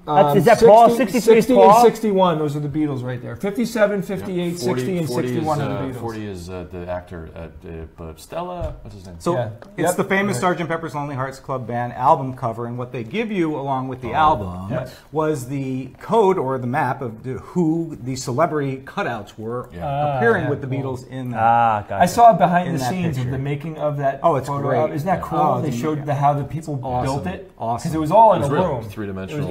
I'd love to see it. And they wanted Hitler on there originally too. Yeah, that's right. Yeah, that's right. Okay. So that's definitely like micro or nanoscopic, or even beyond that. Like a ATM. Is that like a circuit board? Wait, so those are codes. They're numbers, and they're being iterated. Is it pixels on computer chips? Part of a computer chip. It's Data's nostril. 070394451. I mean, my gut is telling me that that lettering is written microscopically. Yeah, that could even be atoms, like atomic force microscope. These are the same, right? Or this could be very high up over some kind of building, like a square somewhere, and you can't see it unless you're high above it. What are these? What would be tiled in that manner? Because they're not tiled. They're off. They're offset. Yeah, that's right. They're okay. So like bricks in the wall. I mean, I don't know. I give up. Maybe we should look at the reveal. No, I know. Tiles on the shuttle. Very good, Bob. Yeah. Roberto. On the shuttle. To the reveal. Interesting. Bob. Nice. Do they have actual Sorry, numbers? I couldn't find a higher resolution one. Yeah, so each tile is marked specifically. Oh, and not only that, each tile has its own damn shape. That's what made it. That's why it was so expensive and complicated. Their own shape. Held one? You ever actually? No, never held one. They're crazy light. Like like ceramic, and it's like there's like no weight to it. The heat transfer. This is what's protecting me. Like this is what's protecting. This is what's protecting me. Sure, you can hold one. You can have the center of it superheated, right? Yep. And then you could still touch it on the bottom. Yep, because the heat dissipation is wicked fast, like an aerogel. It's like meringue. Yeah. It's like you can eat it too after the shuttle missions. They would just. So this is my first one. It's the wailing wall. So the thing is that there is an obvious thing in here that you don't see until you see it, and then once you see it, you can't not see it, and you can't believe that you can't see it. It's just wedged in cigar. There you go. It's just this is just the optical illusion. It's just the optical illusion, yeah. Yeah. So do you see the cigar? No. Right here. There's a cigar. Oh yes, of course. Yeah. And it's a smoking wall. It can take forever to see that cigar. Oh, I see it now. And then once you see it, you can't not see it. Oh, yeah. It's very odd. It's kind of a cool. Yeah, no, it's good. It's good. It shows how your brain constructs what it sees, and then, if it's constructing it as just part of the wall, you don't see it. Yeah. But then the ash part I thought was a rock. Exactly. Yeah, right. And it's sticking 90-degree angle to the wall, right? Now, George, how long would it take the wall to die from smoking in this situation? Well, it depends. Cigars is not inhaling, so it's not quite as bad. Okay. The other walls around it complained of the second-hand second brick. They really had a problem with it. So jalopies. Those are I think a Model A on the right, Model T on the left, right, and Model Q. Old cars. Old cars. Right, we got it. What are we missing here? We got it. Oh, I know what this is. There's a body in the trunk. This is one of those things. These are miniatures. Those cars are on these are miniatures that are, and the houses and the trees are real. The cars so are reveal. fake. There's a reveal photo. Should be right at number 2. There it is. So there they are. Awesome perspective. Nice. Zoom in, Steve. It's a forced perspective. It's really, really That's well done. The models are fantastic. Look at the glass cleaner. Go back. You got to go back to the original now because that's cool. What did it look like? Wow. So there's a guy who does a whole series of these, and then like 50s cars and 40s and 30s, and he just does it so incredibly well. Some high quality. I saw one. Too. I saw one where they did like an old 50s diner, like a street corner kind of. Yeah. And it's like wow, the color. You would think that hey, you can't make it that small. Your eye would pick up the detail, but they're and again, wonderful. Atoms have a high resolution. I saw the big cars. That's right. They do. Right. Subatomic. So here's a close-up of something. Oh boy. That's sugar. Well, it has the lattice structure. It's not like Velcro. It's cotton candy. No. It's not coral. Bone. Bone grain? No. Right? Come on, Steve. Well, close up of bone tissue. Well, he said George would have Evan's said closest so far with coral. It's not coral though. Sponge. Sponge. Sponge. It's a household sponge. Yeah. So, Regular household. Man, no wonder they're laden. Look at with germs. SpongeBob SquarePants real close. Right. That's what you see. Neat. Yeah, right. Every pocket for germs. Yeah, Just right? It's a nice little. Yeah. Microwave your sponges, people. I just bleach mine. That doesn't work that well, by the way. Yeah, we talked about that. Oh, really? Yeah. The sponge? Yeah. Oh, okay. So don't do that, people. Basically, Throw out your old get a new sponge. sponge. Yeah, That's what I do. And you ever put 5 your cents for a sponge? sponge. Would you ever throw them in the dishwasher? Not on purpose. Nothing really works well because you're never going to get down into the little crevices. Even bleach won't go into the little crevices? Well, yeah, sure. But Gamma you have to radiation. really. Microwaving until it's steaming won't. I wonder. I think apparently the only real effective way to do it is just Throw it out. Yeah, it's not working. I think what you're going to do is you're going to kill the weak ones and leave just the strong ones to Yeah, reproduce. until it's walking around the kitchen. by strong itself. So here's a sort of Another one of these sort of. Yeah, this looks like a he's laying lake. down. This not looks like a standing lake, up, and right? this is. So if you go to the It's next, the so get a- Oh, I see what's happening. It's He's lying on 90 his back on a degrees. tree. Very good. Go to the Yeah, next that's an one that uprooted tree. shows- The next one reveals what's actually going on. Nice. Yep. Love it. The sky is actually the. That kid is so lazy. That's cool. That is very good. Very creative. That was off Weissman's page. Yeah. That was really neat. I like that. Yeah. You just It get looks the like a sort of reflection reflections in- kind of. Awesome. Yeah, because your mind just makes the best sense of it that it can. Yeah. And if you're assuming it's upright, then the next best thing that you could make that into is a reflection. But if you look at it, it doesn't really work that way. Something's out of whack. Yeah. Yeah. That's cool. All right, that's cool. I like it. Yeah. I know it. That's like spider web? I've seen this. This Or is it's like a bunch of That's a fishing acrylic wire shirt. unspooled. No, on it's the not. ground. no, like It's asbestos. I forget what this is. No, What's asbestos the title of the slide? I can't see it. I think it's nylon. I put it in Ukrainian. It'll not I make can't- sense. I The can't word read won't it. make sense. What does it say? I I forget what can't this is. say a thing. I totally forget what it is. ICHAI. Is that what I'm reading? What does it say? Right there. CHAI, Yeah. chai, kai. Oh, okay, yes. All right, so it's, You were encoded any of our it. guesses correct? Or you want me to start over? Some kind of weave of fabric. Some kind of weave of it's fabric. cotton. Yes. Yeah. I think it's polyester. No, Or cotton. some kind of weave of Silk, fabric not is cotton. right, but no, this is something Silk. you'd have in your kitchen. It's It looks a familiar as cotton hell. towel. And this actually relates to one of Evan's pictures earlier. Ooh. On a certain level. Coffee. So- It's a coffee filter. Close. Oh, It's yeah, actually it's tea. Tea filter. Tea bag. Tea bags. Yes. Oh, neat. What are they made out of, though? I wonder. Cotton, maybe? I think it's cotton. Yeah. Yeah, I'm not even sure. Yeah. what they're made out of. That looks very chaotic, though. That's So I said interesting. cotton. I'm starting to see weird faces. Of course, here. purists don't use bags. Right. I was watching some British movie. Here we go. And it's so funny. It's like Here the we culture. go. You think about Yeah. the cultural things. Like there was this throwaway that, like, to an American, is like. Phew. Yeah. But this is after our whole tea discussion, so Yeah. I picked up on these. The person was offering the person tea. He said, "Sorry, I only have bagged." Like apologizing because Apologizing, the only tea he has to offer is in a tea bag. You know, which is. And now It's a sin. it's supposed to make a difference. You know. We have to do the test at some point. We have to do another show where we do the test for like the coffee and tea qualities. We need an entire live show of show. Yes, tasting. of taste testing. Diet We'll do soda, that. We're going to do regular that. Soda, Yeah. different But flavored It, diets. it does. Yeah. It White does wine. prevent some of the oils from getting into the tea that are see supposed Part to of the contribute to the flavor. Okay. But can you really? So there's at least a discern? chemical justification. That could for be this. fun. That's a little subjective. Oh boy, what is that? This is a weird That's one, the. too.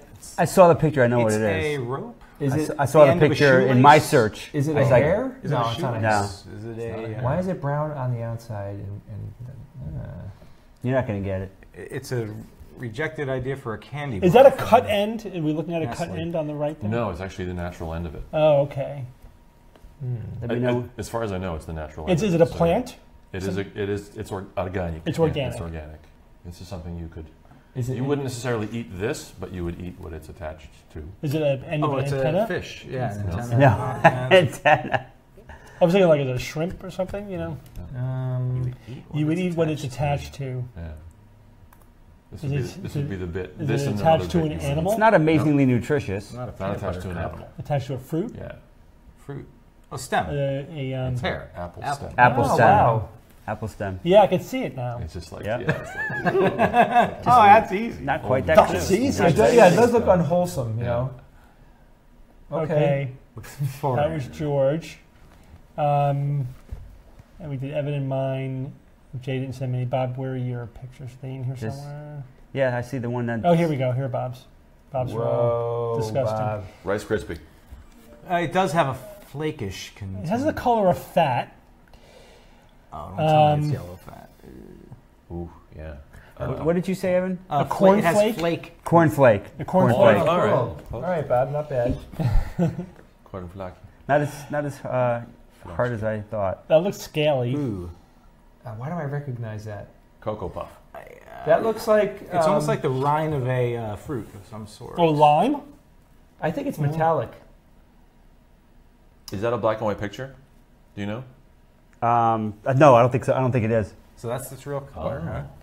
It's blurry. Oh, like elephant Yeah. Skin? leg or something. Or, Are we looking no, at it's skin probably too closer? Is it animal or vegetable? Animal.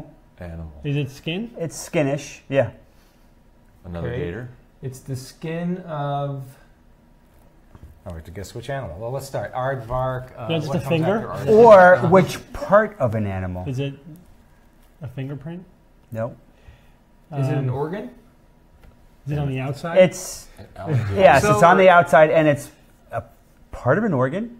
But it's, It's the eyelid. I mean, the if it's eye. part of the It's an skin, eyelid, it's Yeah, by yeah, definition part of an organ. It's the ass neck.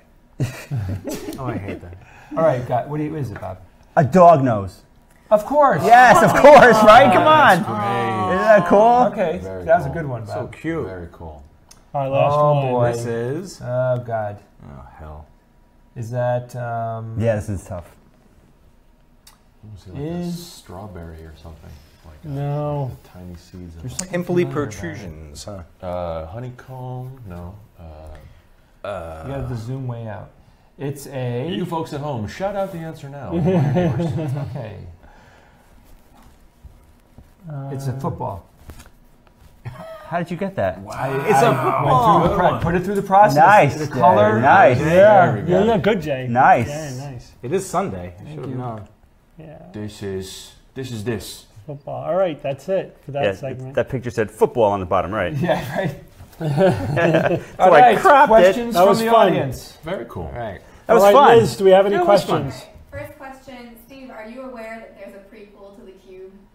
Am I aware there's a prequel to the Cube? Is No. it called The Square? It's called See You. Cube Zero. Yeah, Cube wait, Zero? that does ring a bell. Yeah. Holy crap. I was not aware of that. Is it good? I don't know, they just really wanted you to know that. Okay. They say I'll it's have one- to look at that. They said it's I really want you to know. very one-dimensional. Yeah. It's called a square. It's a square. All Yeah, right, go ahead. Square, that's what they should have called it, the Square. Thanks. All right. What are you doing for public relations to get the media to cover skepticism's point of view?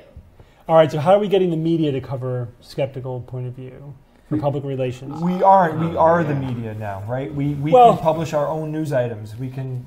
Yeah, That's what we. I should mean, be it's doing. partly that. So, I mean, what I do is very passive, to be honest with you, is just make myself available to the media. I get calls probably, I mean, definitely every week. I can't say every day, but probably 1 or 2 or 3 a week. I'm getting so contacted by somebody who just wants to ask me questions or who, whatever, all the way up to interviews, either written or even on camera. Yeah. And then if you include my colleagues too, like at Science-Based Medicine, collectively, all the time, we're interfacing with the media. So we're just a resource to the media.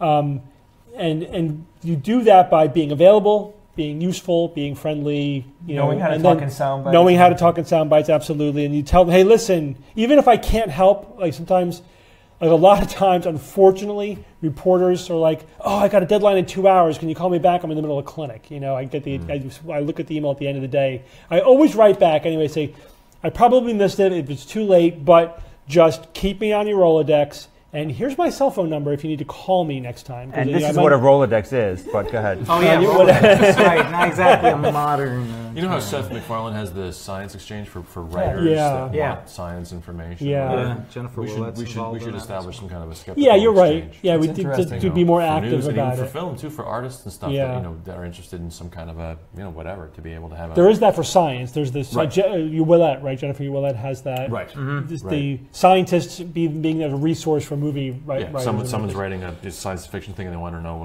how do light years work or whatever. Yeah, we do need that, like, sort of, if you need the skeptical point of view on this issue, this is who you call. Yeah. There's 10 numbers. Yeah. Again, it gets to that infrastructure question of, we're doing this in our spare time. I'm literally at work fielding these, emails. Yeah, don't abuse it if you just want to chit-chat with Phil Plate, a real question. All right, go ahead, Liz. So when you were talking about like all the misinformation and lack of critical thinking right now, someone asked about how that goes along with the research that shows the average population is getting smarter with each generation. Yeah, so talking about the average population, so on average, people are getting smarter. So how does that relate to this increasing problem, apparently, of fake news and misinformation, et cetera? Define smarter. Yeah, so, there's an operational definition for that study, right, for that data, because it is on standard IQ testing. I think it's the Flynn effect. It's the Flynn effect that using the same standardized testing over the last 50 or 60 years, on it, the average IQ is going up by about 3 points per decade. That's a fact. That's happening. Okay. So I think that reflects the fact that people are getting exposed to more information. Right? I think people are smarter in a way. I don't think we're genetically smarter, although that's not out of the question either. And there actually is evidence that genes, nutrition, but that we're kind of past the nutrition pulse. But it's more that genes that correlate with higher intelligence are actually increasing in frequency over the last 500 years, 600 years. That's nice. Whatever. That's kind of cool. But that's probably not happening fast enough to really be responsible for the Flynn effect. So it's probably just, I think, just we are learning more. People. Exposure. Yeah. But the word intelligence, though, doesn't. But that doesn't capture critical thinking, and that doesn't capture, your credulity. So, it's credulity and curating information, not being caught in a bubble. Yeah. So I think that the intelligence that's being measured and that's being reflected in the Flynn effect is just too superficial. It's not really capturing the critical thinking that we're talking about. Definitely not. And again, we all know, and intelligence doesn't really correlate with gullibility or skepticism. It doesn't. Plenty of MDs out there that believe all sorts belief of in the parent. This is one of those David things. Irving has a high IQ. Yeah. You know, it's like, Oh, sure. I'm going to be talking exactly about this at SciCon actually in October. The idea that, 20 years ago, the conventional wisdom among skeptics was that the problem with belief in the paranormal was largely a deficit of facts. It was people don't know science. How naive we were. And remember that Carl Sagan said that in the Demon Hunter world, and that was basically the cutting edge skeptical thinking at the time, that people believe in pseudoscience to the degree that they misunderstand or don't understand science. But we know now that that's not true. That's actually not the case, that people actually believe more in the paranormal as their education level increases until they get to really very high levels of science understanding, and then it drops off like a cliff. So, and it's, I think, the same thing with critical thinking. Just low levels of critical thinking isn't enough. You really need to get to a pretty high level before you actually start to challenge your own beliefs and change what you believe, and to actually become more of a skeptic and not just having labels that you could put on why other people are wrong. that goes to Jay's humility. It is part of it, absolutely. Yeah. So just intelligence is not enough. Scientific knowledge is not enough. There's a lot of things that go together that make somebody a critical thinker, and it's not captured in those things. Okay. Someone said the best decision they ever made, they were forced into. Do any of you have an example like that? You mean like premarital sex?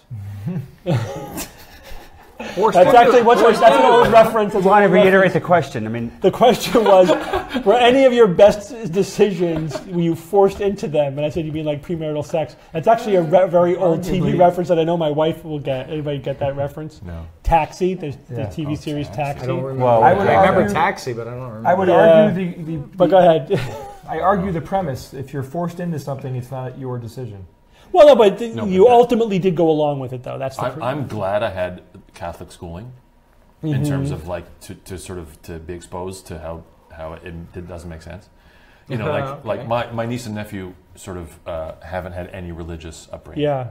Because my sister decided she's not interested in that, and part of me feels bad that I have to sort of explain who Moses was, or certain things, so that was I was forced into that on a certain have communion to learn to do all that Catholic rigmarole. Yeah, I don't know. I don't have any. Gives you perspective. Yeah, I'm trying. That's good. That's a hard one. What was I? Was that any decision I was forced into that I thought at the end of the day? No, nothing big. No.